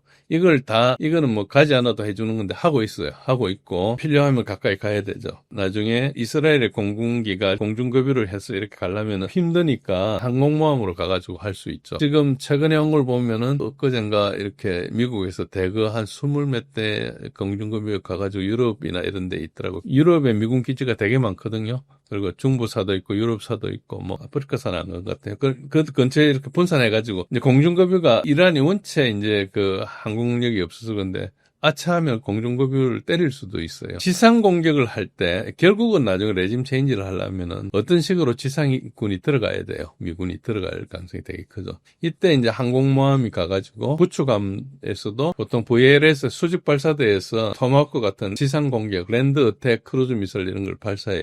그 잠수함에서도 하기도 하고 하는데 그런 거 할 때도 쓰고 지금은 아직까지 방공기지나 중요 시설만 파괴하고 있지만 이제 지상으로 들어가려면은 이란의 지상군들을 파괴해야 될 거 아닙니까? 그런 것들을 미리 할 거고 또 요인 제거를 하기 위해서 또 지상군을 투입할 수 있고 이런 걸 이제 전쟁을 하면 할 거죠. 그래서 전쟁이 앞으로 할 게 되게 많이 남은 걸 볼 수 있습니다. 핵시설 파괴용 이제 벙커버스터 지금 이란 벙커버스터 가지고 뭐 이스라엘이 어떤 폭격을 한다 그러는데 벙커버스터나 그걸로 안 됩니다. 지금 가장 큰 게 이제 GB57AB 매시브 오더너스 프로젝트 이게 이제 14톤짜리거든요. 그래서 B2 정도에 적재할 수 있어요. 그래서 다른 항공기에는 적재할 수가 없고 뭐 수송기에 가지고 할 수는 없는 거고 여기 적재해가지고 벙커버스터를 써도 한 6, 70m 관통을 하는데 이란이 그 지하에 하면서 굉장히 깊게 한 것뿐만 아니고 강화 콘크리트를 만들어가지고 그러니까 여러 층을 하다가 맨 밑에 강화 콘크리트를 엄청나게 강하게 만들었어요. 철근 되게 많이 쓰고 해가지고 그래서 그걸 못 뚫는다 그러고요. 800m 밑에 들어가 있는 것도 있고 하니까 그런 상태고 현재 조금 전에 확인해 보니까 트럼프가 승인한 상태인데 아직까지 명령은 발동하지 않은 상태다 이렇게 보고 있습니다. 참전은 뭐 거의 기정사실로 돼가고 있습니다. 예. 이 그림들이 그런 겁니다. 거북이나 항모나 이런 것들이 다 와 있죠. 예. 실제로 전쟁 직전까지 미국이 이란과 핵 협상을 진행 중이었다고 알려졌지만 동시에 이스라엘과도 공격 계획을 사전에 조율했다는 정황이 나오고 있습니다. 이렇게 보면 결국 미국이 협상을 미끼로 이란을 기만한 뒤 이스라엘이 칼을 휘두르게 만든 구조 아닐까요? 우리 방송 중에 굉장히 중요한 장면 중에 하나가 아까 말씀드린 대로 오래전부터 준비했다는 거고요. 그리고 지금 핵을 가지고 자꾸 이야기를 하잖아요. 핵은 핑계밖에 안 된다는 걸 말씀드리겠습니다. 우선 이란 핵개발 임박 주장은 거짓말이다. 이란 내에서 반대하기 때문이고요. 이스라엘에서도 84년부터 주장해 왔습니다. 왼쪽 그림을 보시면 이게 이스라엘 신문입니다. 84년도 지금. 뭐라 했는가? 이란이 지금 핵 폭탄 만드는 마지막 단계에 있다. 84년이니까 지금 거의 몇 년에 41년 전 이야기잖아요. 지금도 마지막 단계에 있다 그러죠. 네타냐후가 상당히 일찍부터 이 사람이 세 번째 총리를 한 사람이거든요. 이때 30년간 주장해 왔어요. 역대 D&I 국장이 모두 핵무기가 없다고 주장했어요. 트럼프, 털시 개발도 하고 트럼프도 무시하는데 보십시오. 91년도고 2002년도고 in Iraq in the development of ballistic missile systems that they hope will reach the eastern seaboard of the United States within 15 years. By next spring, at most, by next summer. 90% 넘어서 파이널 스테이지 있다고 그림도 그리고 있죠. 이 사람들 하는 거 보면 거짓말이 입에 발려 있어요. 2months나 2weeks라 그래. 지금도 그러고 있습니다. 2015년도에도 그랬고요. 저희가 20년 전에 한 이야기를 여기서 또 하고 있어요. 이게 유엔에 가서 한 말인데 똑같은 이야기 하고 있고. From having the fissile material for an entire arsenal of nuclear bombs. If not stopped, Iran could produce a nuclear weapon in a very short time. It could be a year, it could be within a few months. You've always said that you don't believe Iran should be able to have a nuclear weapon, but how close do you personally think that they were to getting one? Because Tulsi Gabbard testified in March that the intelligence community said Iran wasn't building a nuclear weapon. The IC continues to assess that Iran is not building a nuclear weapon. Hear what she said. I think they were very close to having. 지가 무슨 말 하든 그냥 자기는 한다. 이게 얼마나 무서운 말인가 하면요. D&I 국장은 정보 총괄하거든요. CIA나 군 17개 정보를 취합해가지고 대통령한테 일일보고를 하는 자리입니다. 그 사람이 그전부터 없다고 이야기했고 이 사람뿐만 아니고 역대 모든 정보 수장들은 다 이란이 핵 개발 안 한다 그랬어요. 그런데도 난 관계없고 한다 이거죠. 논리적으로 따지면은 이미 지니까 그냥 밀고 나가는 거예요. 보통 이야기할 때 말도 안 되는 이야기 계속 막무가내로 할 수밖에 없는 게 말을 제대로 하면은 게임이 안 되잖아요. 그런 겁니다. 그래서 하겠다 이런 걸 그냥 이야기하는 걸로 봅니다. 이스라엘과 이란이 전쟁하는 이유는 지금 아까 여러 가지 다른 사람 이야기했는데 개인 사정으로 전쟁을 하는 그것도 맞아요. 그런데 사실은 그래가지고 끌어들이려 하는 것 같은데 사실은 그렇게 보는 것보다는 전쟁을 꼭 해야 되는 거예요. 전쟁을 꼭 해야 되는 그 때문에 결국 뭘 하는가? 진짜 이유는 정권 교체입니다. 1979년도 호메이니 체제 이전으로 돌아가서 팔레비 시절 복귀를 추진합니다. 우리가 어느 분들이 어디 사회에 굉장히 명성 있는 분, 목사님도 그런 이야기를 하시던데 우연히 유튜브를 봤어요. 지금 체제는 아주 나쁜 신정체제고 실질권주 이전에 그 체제가 좋았다고 이렇게 이야기를 하더라고요. 그거는 이제 우리 입장에서 그럴 수 있는데 이란 입장에서는 안 그렇죠. 그리고 두 번째는 이 이란도 있지만 중국을 차단하는 게 가장 큽니다. 우르무치에서 지금 카자흐스탄을, 기르기스탄을, 그리고 우즈베키스탄을, 투르크메니스탄을 거쳐서 테헤란까지 가는 철로를 개통해가 5월 25일 아직 한 달도 안 됐어요. 개통을 했어요. 이렇게 되면 어떻게 되는가 하니까 인도양 아랍해 미 해군을 봉쇄하면서도 여기 뭐 주고받을 수 있거든요. 지금 이 과정으로 중국이 미사일을 계속 실어 나를 수도 있어요. 이 길을 막고자 하는 게 굉장히 크고요. 그래서 실제로는 이제 그런 큰 그림을 봐야 된다 이런 게 좀 있습니다. 그래서 그런지 지금 국제사회에선 미국과 서방의 신뢰도가 급속도로 붕괴되고 있다고 하는데요. 특히 중국과 러시아는 이번 전쟁을 놓고 공개적으로 미국과 이스라엘의 책임을 묻고 있고 유럽에서도 이중잣대, 심지어 제노사이드라는 표현까지 등장하고 있습니다. 이런 국제적 분위기가 앞으로 미국 외교에 얼마나 큰 타격을 줄 수 있을까요? 국제사회 신뢰도요. 이 승패의 의미도 그렇고요. 신뢰도도 그렇고. 어차피 장기적인 전쟁이고요. 끝나고 또 할 겁니다. 지금 현재는 이제 이란의 미사일 보유량이 이제 300대 발에서 1,300발 남을 거라고 그러는데 이게 더 많을 경우는 현재 미국과 이스라엘이 공경의 위기죠. 그래서 뭐 적당히 둘러대고 일단 쉬겠죠. 제가 볼 때는 20년간 준비했기 때문에 수치보다 훨씬 많을 겁니다. 최소한 20년간 준비했거든요. 그런데 만약에 이란이 무기가 좀 적다든지 이스라엘하고 미국의 연합 공군에 의해서 괴멸되든지 하면은 단결력 유지가 오래 안 될 겁니다. 그러니까 이란은 어차피 다민족 국가거든요. 항상 그런데 좀 갈등 라인이 있잖아요. 야당도 좀 있었고, 그리고 아무래도 그 전에 그 팔레비 국왕 시절에 있다가 혁명 신정체제로 돌아왔기 때문에 그 사이에 또 피해받은 사람도 있을 거고, 그러니까 이제 사회가 단단하게 좀 쉽지 않죠. 그런 게 좀 있습니다. 그러나 그건 하나의 반대 사이드고요. 만약에 계속 진행되면 이스라엘은 지금 현재 이기지 않으면 국제사회에서 생존하기 힘들 겁니다. 그러니까 거의 모든 나라에서 외면을 받거든요. 이스라엘을 지원하는 나라는 뭐 서방의 맨 나라들, 이게 또 르우준과 달리 또 서방에서도 좀 자유롭습니다. 우리나라 같은 경우도 얼마 전에 이거에 대해서 반대 교탄 성명을 했죠. 공격한 거 잘못이다. 우리가 뭐 이스라엘 관계가 좋지만은 그래도 국제사회에서 예를 들어서 팔레스타인 같으면은 우리 팔레스타인 입장을 들어주거든요. 우리가 이제 외교적으로 선택할 수 있는 데서 조금 사다리 타기처럼 아슬아슬하지만 우리가 그래도 해오는 일관성이 있는 라인이 있습니다. 이런 것들은 이제 용납하기 힘드니까 일단 뭐 우리 행동을 안 하더라도 반대 성명이라도 해야죠. 그런 우리가 이스라엘과 친한데도 그랬으니까 대부분 이스라엘은 국제사회에 굉장히 고립됐을 가능성이 높죠. 힘으로는 고립을 안 하겠지만 어쨌든 지금 하는 것으로. 그러니까 미국은 신뢰 상실이 되게 큽니다. 힘이 있으니까 힘으로 좀 끌고 가겠죠. 설득력을 상실한 거죠. 과거에 한 3, 40년 전에 미국을 생각하면은 미국은 거의 뭐 엄청나게 우리 엉클쌤이라 그랬잖아요. 다른 나라에 원조도 하고 베풀고 좋은 일도 하고 뭐 독재국가에 있으면 뭐 실제로는 그렇지만 어쨌든 우리 보기에는 독재국가에 있으면 뭘 하기도 하고 뭐 인권 가지고 훈수하기도 하고 그랬죠. 그리고 우리가 80년대 민주화 운동의 핵심이 뭡니까? 미국식 민주주의 하자는 거였거든요. 그때 우리가 뭐 그전에 대통령 선거인단 대회나 그전에 그 박정희 시절 가면은 먼저 체육관에서 이렇게 뽑아가지고 하고 하니까 국민들 의사가 반영 안 되니까 국민들 직접 하는 걸로 하자는 거였어요. 그러니까 그때 뭐 분명히 우리한테도 미국이 선진국이고 올바른 걸 던져줬죠. 근데 지금은 미국이 그런 리더십이 있습니까? 미국 정치가 좀 부패한 것 같고 여러 가지가 안 되고 뭐 여튼 어디 가서 깡패 짓이나 하고 뭐 대통령이 나가 이런 이야기 하고 뭐 그렇잖아요. 그러니까 이게 미국 사람들이 그렇게 급하니까 그런 사람 뽑았겠죠. 저는 뭐 미국 트럼프도 좋아했었고 지금도 뭐 좋아하는 면이 있는데 파괴적인 면도 많이 보여주고 있죠. 힘이 있지만은 리더십이 조금 남아 있어요. 따라가자면 따라와야 되니까. 근데 설득력 자체는 상실했죠. 그럼 설득력이라는 게 우리가 보통 소프트 파워라는 거거든요.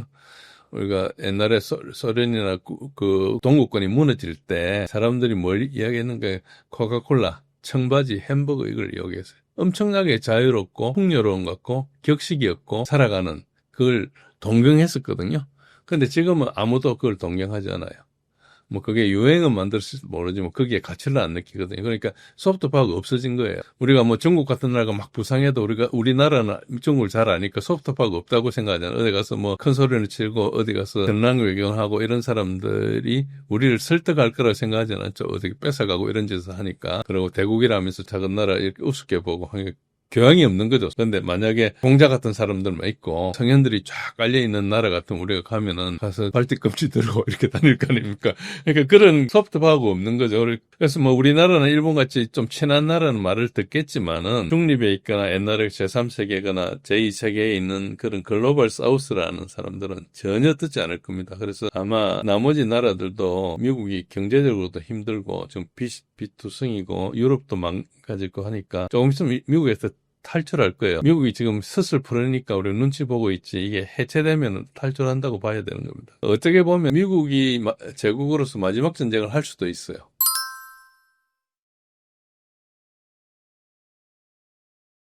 이번 중동 위기로 인해 이스라엘 내부에서는 네타냐후 총리가 자기 재판에서 벗어나려고 국민을 전쟁에 밀어넣었다는 비판이 나오고 있는 상황이라고 합니다. 이 전쟁 정말 안보를 위한 걸까요? 아니면 한 지도자의 정치적 생존을 위한 도박으로 봐야 하는 걸까요? 예, 분명히 그런 주장하는 사람이 많습니다. 현재 개인적 사정으로 이 사람이 지금 재판도 걸려 있고요. 여러 가지 정치적으로 복잡해서 그렇습니다. 미국을 끌어들여가지고 에스컬레이션 레더를 높이려는 것도 분명히 나타나고 조금 더 크게 보면은 개인하고 좀 관계가 없습니다. 너무 개인을 봐버리면 네타냐후가 뭐 진범 같은데 사실은 네타냐후도 하수인이고 미국도 하수인일 수 있어요. 그러니까 조금 더 큰 이야기를 이렇게 봐야 되는데 지금 전쟁하면서 그 이야기하기 좀 힘들지만은 그래도 시청자 여러분들께서 그런 시각을 한번 가지실 필요가 있다 해도 분명히 지금 말씀하신 거 맞아요. 네타냐후가 개인적인 공직이 있어서 그런데 그건 약간 마이크로한 거고 이건 본질적으로는 이게 이제 세계 전체를 흔드는 전쟁이다 이렇게 보셔야 됩니다.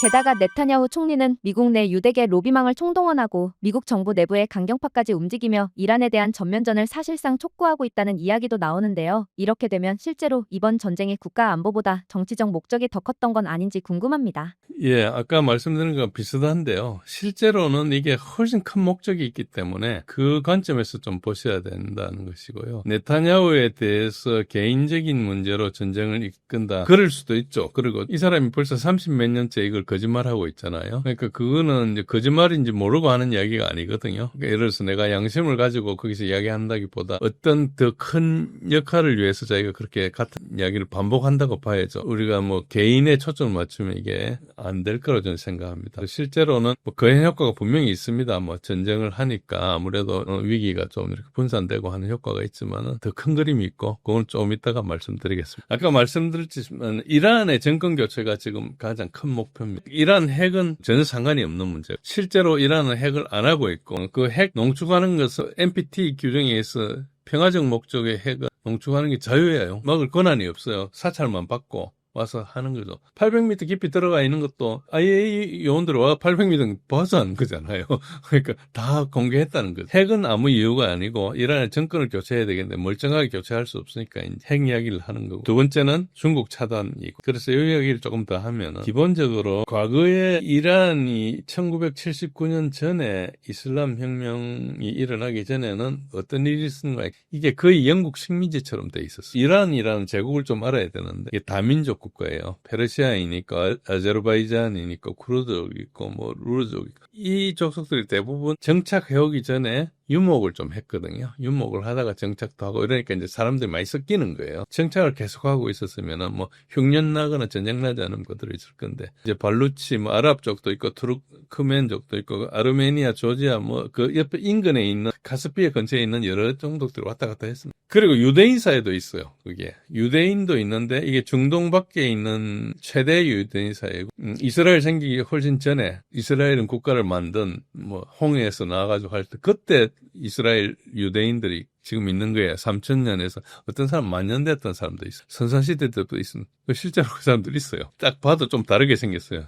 근데 이제 다민족국가 좀 흔들기가 쉽죠. 팔레비 왕조는 1925년도에 생겨가지고 혁명으로 망할 때가 79년까지 54년 동안 있었는데 레자 칸이라는 사람이 쿠데타로 이제 21년도에 정권을 잡아요. 정권을 잡아가지고 25년도에 카자르 왕조를 붕괴시키고 왕위에 자기가 올라요. 그때 영국하고 결탁을 합니다. 그래 뭘 하는 거니까 BP, 브리티시 페트롤리움 이거가 이제 들어와가지고 유전을 개발합니다. 사실은 영국이 들어온 이유가 유전 때문이죠. 물론 그 오스만을 이제 1차 대전 때 제압하고 뺏은 것도 있지만 어쨌든 들어와가지고 영국이 이란의 석유 자원을 수탈을 해요. 수탈하면서 내정 간섭도 하고 이권 확대하고 자기 말 잘 들으면 왕가는 잘 사게 해주겠지만 이제 국민들한테 다 뺏어가는 거죠. 그게 뭐 아프리카나 여러 자원 있는 나라 대부분 그렇잖아요. 어쨌든 잘한 것은 그 돈이 좀 생기니까 근대화 서구화를 추진했는데 그 과정에서 전통 이슬람 사회가 이제 갑자기 바뀌니까 독재나 뭐 이런 탄압과 부패나 빈부격차가 되게 심했죠. 그러니까 어느 목사님이 그걸 자꾸 옛날 걸 좋게 이야기하는데 그럼 우리하고 체제가 같다는 입장에서 보면 그게 맞지만 그때가 엄청 부패한 사회였어. 79년 이후에 신정사회가 되면서 굉장히 억압되는 사회가 되긴 했지만은 이런 문제가 많이 없어졌죠. 선거를 해서 뽑고 어쨌든 독재는 아니잖아요. 종교 지도자가 모든 결정하니까 뭐 사실상 거기 있는 젊은이들은 갑갑하겠죠. 갑갑한데 그래도 어째 보면 뭐 그전에는 엄청 가난하고 빈부격차가 심했는데 이제 그런 건 아니죠. 2001년도에 아까 이야기한 대로 중동의 전쟁을 하면서 이란을 맨 마지막에 돕겠어요. 이란을 잡지 않으면 중동은 항상 해결이 안 되는 거고 79년도 이제 혁명을 한 다음에 어쨌든 그거 다 그걸 국유화해 버렸어요. 영국 입장에서는 자기 회사가 뺏겼잖아요. 회사 그 지분을 찾고 싶은 거죠. 큰 그림을 어떻게 보이는 거예요? 영국의 금융 카르텔이 BP라는 주식을 가지고 있었던 카르텔이 뺏살려 하는 걸로 본다 하면은 조금 사실에 가까워요. 나머지는 대부분 다 어째 보면은 전부 다 그냥 맞춘 거고 말이 안 되든 말이 되든 그냥 맞춰가는 거예요. 그래 우리 자세히 보면은 말 안 된대 이렇게 손들면 무시하고 가는 거죠. 월가나 미국 정가는 그쪽에 이제 이해가 관계되지만 어째 보면 숙주 같은 거다. 나머지는 다 하수인으로 봐야 됩니다. 이 보십시오. 며칠 전에 이게 오른쪽에 있는 이분 아세요? 오른쪽에 젊은 사람 두 분 있죠. 알렉스 로스차일드예요. 결혼식 하는 날에 오바마 대통령 부부가 오고 클린턴 대통령 부부가 왔죠. 그리고 조지 소로스가 왔습니다. 몇 명 안 모이는 결혼식이에요. 오바마하고 클린턴은 이 사람들의 하수인이었다 볼 수 있죠. 이 사람들이 돈 뒤져가지고 대통령이 되고 그 다음에 이 사람들을 목적에 서브하고 그렇다고 볼 수 있는 거죠. 여기에 큰 이론이 있습니다. 이게 큰 그림을 보시면 하트랜드라고 이게 맥킨더 이론입니다. 지정학의 이제 좀 어떤 이론인데 1917년도에 두 차례에 걸쳐서 이게 완성이 돼요. 이 지도에 보면은 유라시아 대륙이 쭉 있죠. 유라시아 대륙 지금하고 지도가 좀 다른데 이렇게 쭉 있습니다. 시커먼 거. 저기를 통제하는 게 세계를 패권을 잡는 핵심이다. 그런데 섬나라 영국이 이걸 어떻게 다스릴 수 있나? 자기네들이 몇백 년 동안 식민 통제를 하면서 그레이트 브리튼 대영 제국을 만들어가 200몇십 년 동안 전 세계 4분의 1 통제했으니까 더 먹고 싶겠죠. 당연히. 자신감도 있고. 인도 같은 인구 많은 나라도 다스리고 했으니까. 그런데 저기를 하려니까 이제 숙적인 러시아가 있는 거예요. 그전에 크림 전쟁도 했고 여러 가지 있는데. 그래 이거 하려면은 결국은 러시아가 밖으로 못 나게 막아야 돼. 부동산 외에는 못하게. 크림만 뺐으면 거의 없는 거예요. 그러면 이제 발틱에는 조그만 구멍밖에 없으니까 별로 넣을 게 없고 그래서 이 사람들의 행동이 뭔가니까 이 화살표들을 쭉 보시면은 배가 들어갈 만한 데는 대부분 다 장악해 놓습니다. 장악을 어떻게 하는 거니까 선박의 접근성을 확보하는 건데 방법은 디바이드 앤 룰이에요. 그래서 그 있는 데는 다 민족들이 싸우게 분쟁을 만들어 놨어요. 중동에는 어떤 사람들이 있습니까? 우리가 알고 있는 회교 극렬 분자들이 있잖아요. 회교 극렬 분자들은 전부 다 MI6하고 CIA가 만드는 거예요. 자살폭탄하고 이런 사람들 있잖아요. 다 그런 사람들이 만드는 거예요. 우리도 뭐 전쟁을 한번 했었고 월남 있는 저 인도 차이나 반도 거기도 들어갈 수 있는 거고 그다음 특히 지금 아프간하고 인도 파키스탄 그리고 이란 형로상으로 배가 들어갈 만한데 다 이렇게 해놨어요. 그리고 우리가 알고 있는 이스라엘 건국도 벨푸어 선언이라고 1917년도에 벨푸어가 영국 외무장관이었는데 월트 로스차일드한테 편지를 보낸 게 벨푸어 선언이에요. 여기 가가지고 옛날에 팔레스타인 가가지고 유대인들이 여기 살았으면 좋겠다. 그렇게 해놓고 나중에 이제 또 아랍인들한테 다른 이야기를 하죠. 오스만하고 전쟁하면서 자기가 뺏으려고 하면서 후세인 맥마니스는 겹쳐가지고 어째 보면 전세 사기 비슷하게 된 게 두 군데 발행해 준 거예요. 그래가지고 이제 이게 문제가 발생했는데 일부러 그렇게 한 거죠. 그럼 자기가 나중에 빠져버린 것도.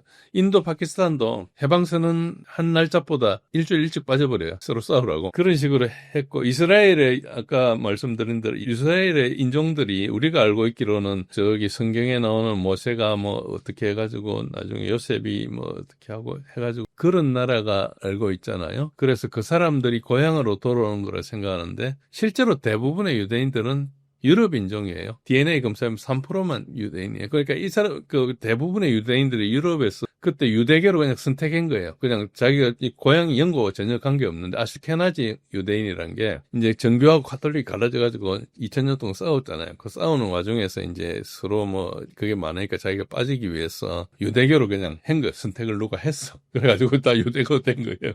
그러니까 이게 뭐 우리가 알고 있는 시오니즘 이런 것들이 되게 뭐가 있는 거 다 사기입니다. 그래서 우리가 안티세미티즘은 그거는 좀 인간적으로 안 된다. 유대인을 차별하는 거니까. 그렇지만 안티시오니즘, 유대인들이 시오니스트라는 사람들이 사기라고 이야기하는 것은 여러 쪽에서 이야기하는데 미국에서 존 핵이라는 목사가 나서서 크리스찬 시오니즘을 이렇게 전파를 하죠. 그래서 우리나라도 그걸 맹목적으로 받아들여가지고 이렇게 하는데 하는 분들이 다룰 문제니까 제가 언급할 문제는 아니지만은 지정학하고 굉장히 꼬여 있다. 제가 볼 땐 거의 사기처럼 보인다. 근데 그거를 어떤 맥락이 있는지 모르지만 핵심은 뭔가니까 지금 여기 딱 보면 전 세계에 뭡니까? 자원이 남아있는 데는 러시아예요. 러시아는 75조 달러어치 자원이 있어. 그리고 중동이잖아. 이란은 엄청나게 석유가 많은 거예요. 그 옛날에 영국이 장악하기도 했었고. 그러니까 이 두 개를 장악하는 게 지금 왜 필요한가 하니까 장기적으로도 필요하지만 왜 필요한가 하니까 지금 영국이 돈이 없잖아요. 영국이 돈이 없으니까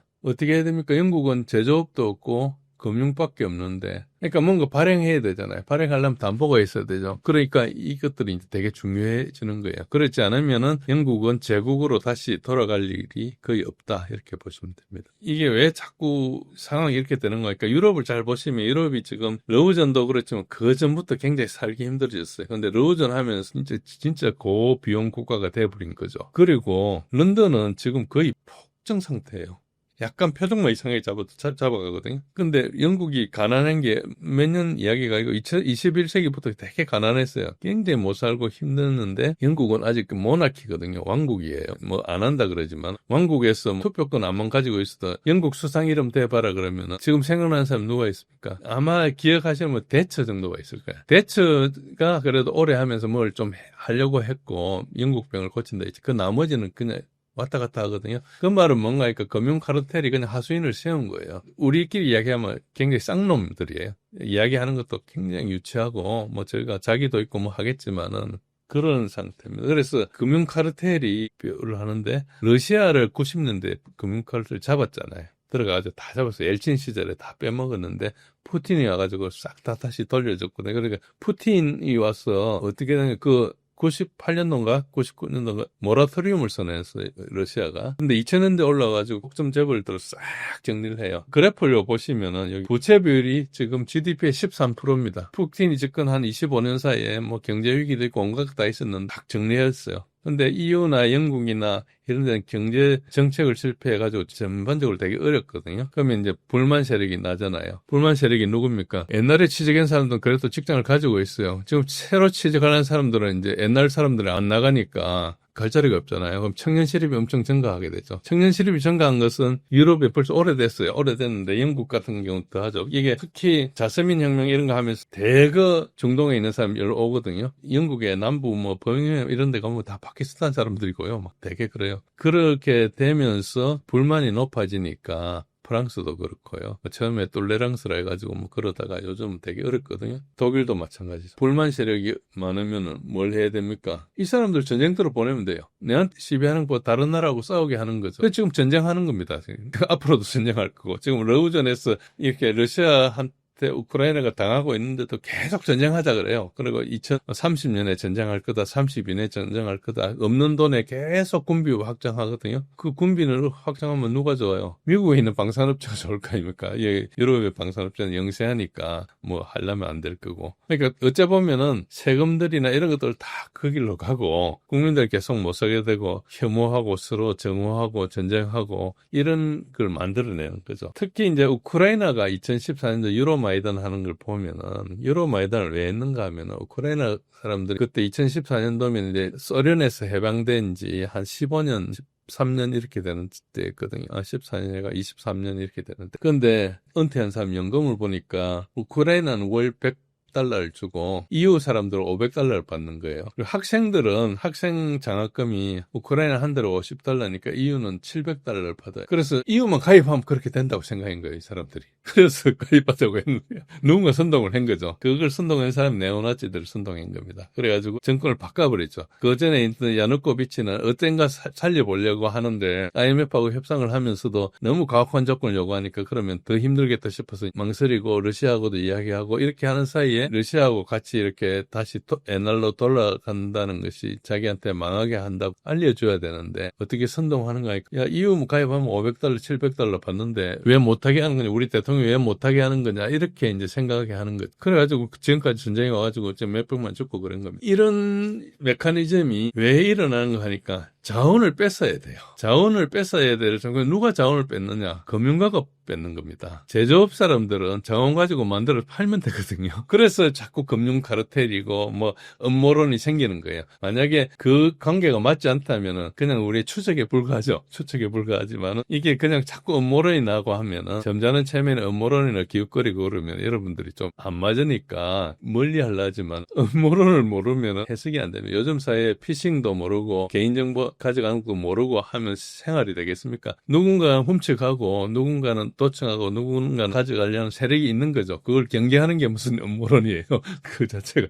내가 따져보고 아니면은 아닌 거지. 지금 메커니즘은 이렇다. 그래서 이 설명을 들으면 조금 더 이해가 된다 그러면 이게 사실이고요. 제가 설명드린 게 맞지는 않겠죠. 그렇지만은 흐름은 그렇습니다. 이스라엘-이란 전쟁이다. 이게 전혀 거기 핵이나 그 인종이나 이런 거 종교나 이런 거 전혀 상관없어요. 다 돈이에요. 돈 때문에 전쟁하는 거고 지금 영국이 뺏으려 하는 거고 이제 러시아도 뺏으려 하는 거고 러시아 것도 뺏으려 하는 거고 그런 겁니다.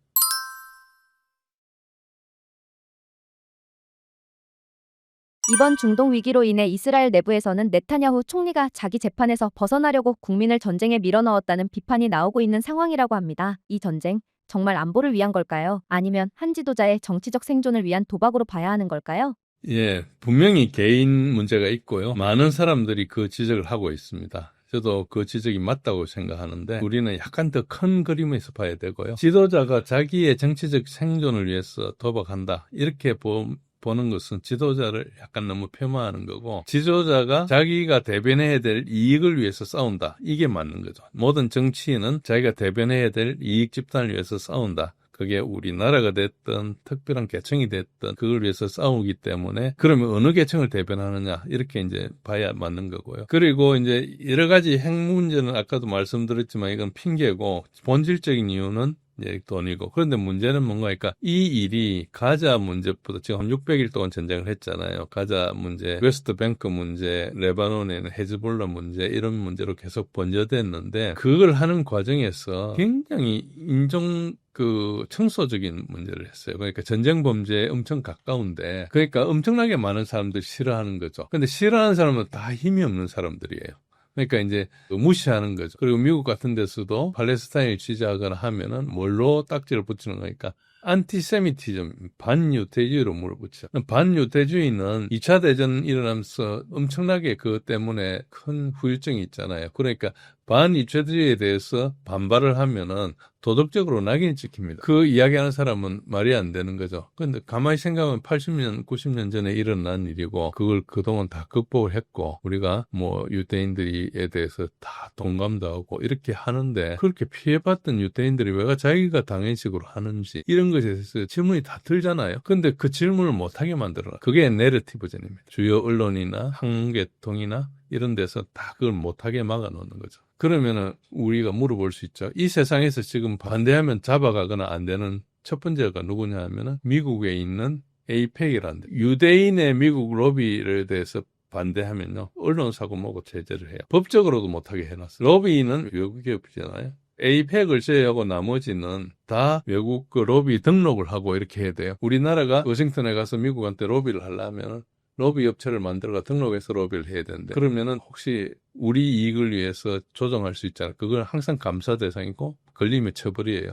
유대인은 무한정해요. 그걸 어떻게 합니까? 언론사나 이런 걸 다 장악하고 있으니까. 그러니까 그 속에서 있는 거거든요. 그래서 네타냐후가 자세히 보시면은 바이든 때도 그렇고 트럼프 때도 그렇고 미국 대통령보다 컨소시엄 미국 의회에 가가지고 당당히 자기가 미국 국민들 세금을 가지고 쓰는데 당당히 욕을 하고 그러죠. 그래서 이런 것들이 지금 말씀하신 그 네타냐후의 개인적인 정치적 생명을 위해서 한다는 것보다는 좀 크게 보여요. 그것도 분명히 있지만은 그거는 이제 자기가 그런 식으로 드라이브를 하다 보니까 걸린 문제들, 정치 연합을 해야 되는데 인기가 없어가지고 다른 사람하고 연정을 했는데 그 관계에서 또 약속을 안 지키거나 또 뭐 그러다 보니까 누구한테 뭐 또 뇌물을 바치거나 사기를 치거나 뭐 이런 여러 가지 사건들이 자기가 했던 큰 임무를 하다가 걸린 거라고 저는 봐요. 그걸 위해서 했다고 하기에는 정치를 이 사람이 너무 오랫동안 했고 지금 90년대부터 지금까지 거의 30년을 대변하는 이스라엘의 얼굴인데 개인적인 거라고 저는 좀 생각 안 합니다. 뭐 다른 분들 의견이 있으면 다르지만 제 생각은 그렇습니다. 실제로 전쟁이 시작된 뒤 이스라엘 내부의 정치 갈등이 잠잠해지고 네타냐후의 지지율도 다시 상승하고 있다고 합니다. 젤렌스키도 그렇고 과거 부시나 푸틴도 비슷한 사례가 있었다고 하는데 결국 이런 정치 생존형 전쟁이 지도자들에겐 너무 손쉬운 방법이 된 게 아닌가 싶기도 합니다. 이렇게 되면 앞으로 정치적 위기 때마다 전쟁이 벌어질 수도 있는 거잖아요. 이렇게 지도자 개인의 정치적 위기가 국가 전체를 전쟁으로 밀어넣는 사례들이 반복되는 이유는 뭘까요? 분명히 이제 권력을 가지고 행사하다 보면은 생기긴 하죠. 생기긴 한데 그게 그냥 개인의 어떤 이유로 변덕이나 혹은 개인의 이해관계 때문에 면피를 하기 위해서 전쟁을 하기는 특히 쉽지 않습니다. 그런 경우도 많이 있지만은 지속력이 별로 없어요. 금방 알기 때문에 조금 더 전쟁을 하다 보면 조금 더 높은 수준의 목적을 만들어내야 되잖아요. 그래 공감을 하죠. 이번에 이스라엘이 이란을 쳤을 때 이란 내부에도 굉장히 균열이 많은데 일단 뭉치잖아요. 그러니까 외부에서 이렇게 뭉치죠. 그러니까 네타냐후도 지지율이 형편이 없었어요. 가자에서 저렇게 전쟁을 오랫동안 하고 끝을 못 내고 있으니까. 그러니까 당연히 자기 개인을 위해서 한다. 또 그런 것도 있고 하니까. 그렇게 이야기를 했지만은 전쟁을 일단 하니까 이란에서 미사일이 날라오니까 생존해야 되잖아요. 그래서 또 뭉치죠. 그러면 그동안에 또 한동안 지도를 가죠. 이게 이제 전쟁이 끝나고 나면 지도력이 없어질 거예요.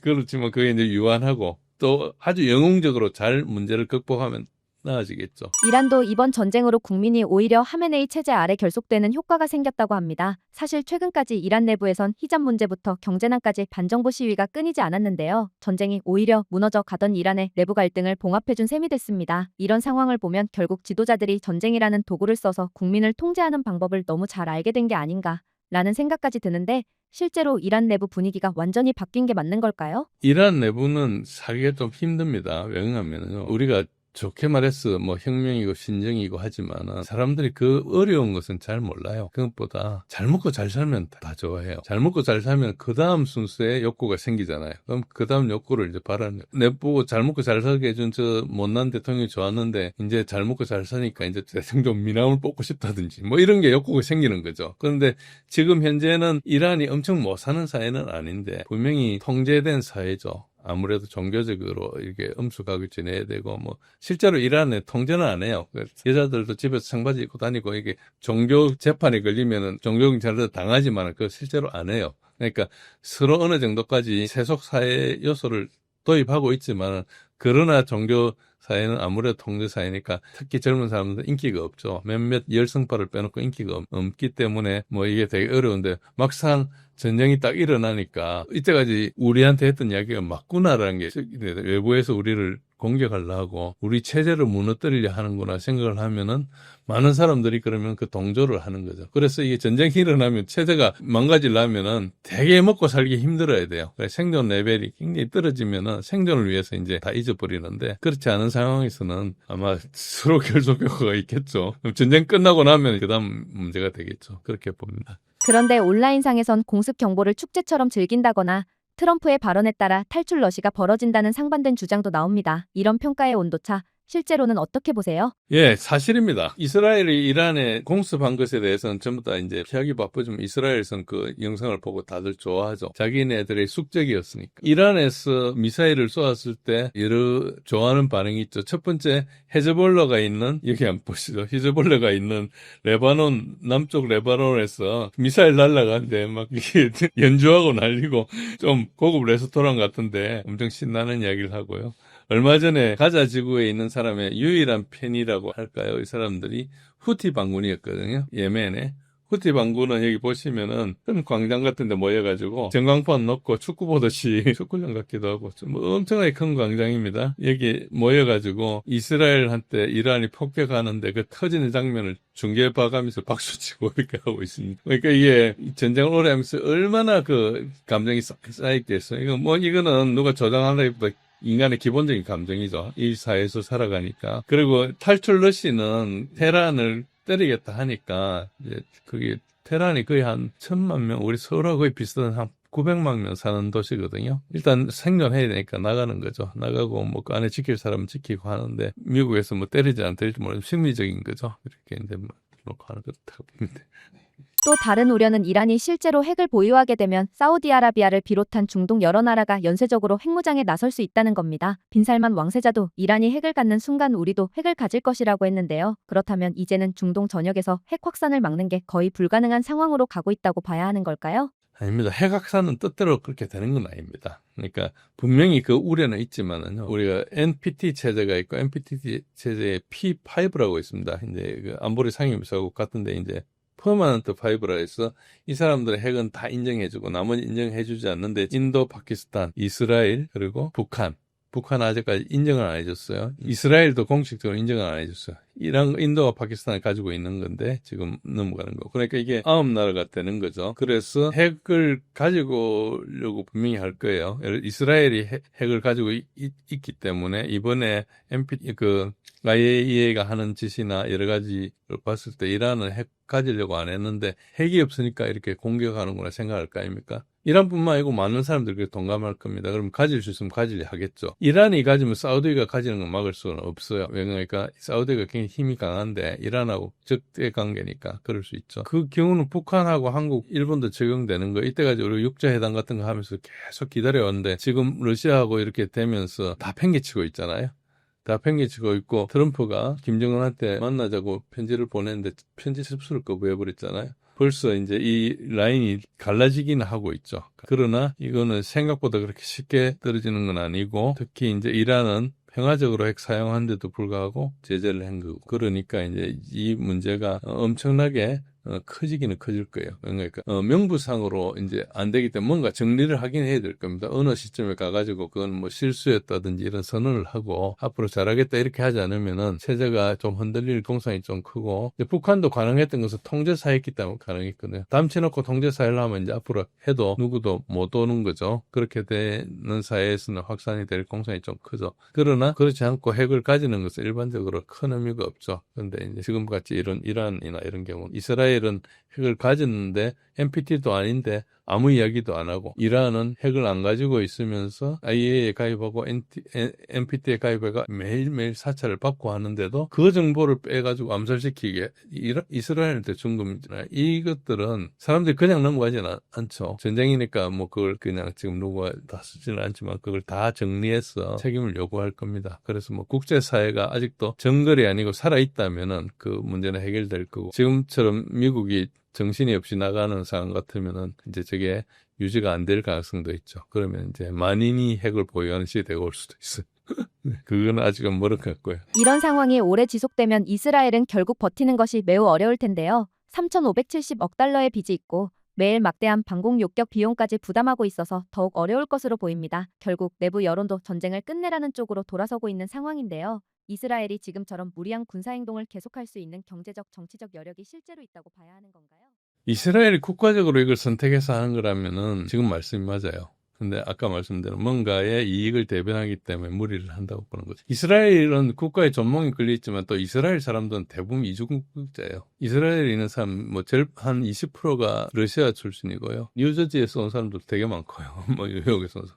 여러 가지로 이제 그 정착민을 끌어들이고 해서 이스라엘 정부에서 이제 유도를 해가지고 이중국적을 내고 왔는데 아니면 나가는 거죠. 이스라엘은 지금 어떤 문제가 있는 거니까 이전까지 계속 전쟁 나기 전까지 군대 문제가 있었어요. 그러니까 이스라엘에 열심히 이제 그 열성당원들 중에서 토라만 연구하고 이런 사람들은 토라 연구하고 기도한다는 이유로 군대를 안 보냈어요. 근데 이제 이스라엘 군대가 지금 2년 가까이 600일 이상 전투를 하니까 복귀를 안 한 거예요. 갔다가. 그러니까 이제 자꾸 결혼이 생기죠. 그러니까 이제 니도 전쟁해라 이렇게 하는데 이제 그것 때문에 이제 갈라지기 생겼거든요. 근데 이번에 전쟁 나니까 일단 뭉쳤어요. 얼마나 갈지 모르지만. 만약에 이란하고 지상전을 한다. 그래 되면은 뭐 지상전 생각하기도 힘들고 지상전을 한다 그러면은 버티기 힘들어요.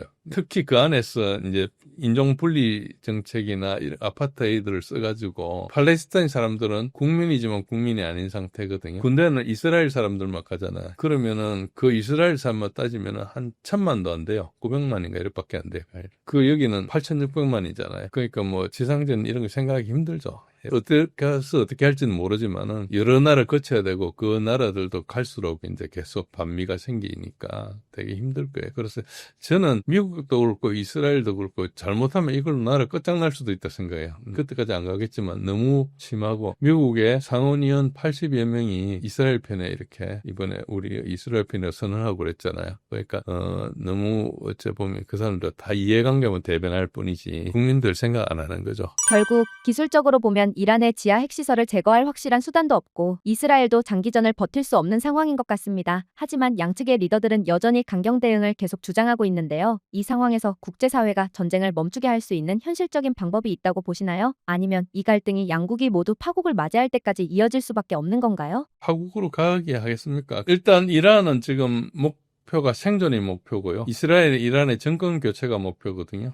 그러니까 이제 약간 다르죠. 그러니까 뭐 이란이라는 국가 자체로는 뭐 국민들은 정권이 바뀌든 안 바뀌든 국가가 생존해야 되는 문제가 있고, 그리고 이스라엘은 이란의 정권을 교체해야 되는. 이란은 일단 버티는 건데 제가 볼 때는 버틴다고 봅니다. 이란은 왜냐하면 수천 년의 역사가 있었고 알렉산더 대왕 때문에 점령됐고 나중에 이슬람에도 적용됐지만 다시 회복을 했거든요. 이런 것들은 우리도 뭐 국난 극복 이런 거 많이 했었잖아요.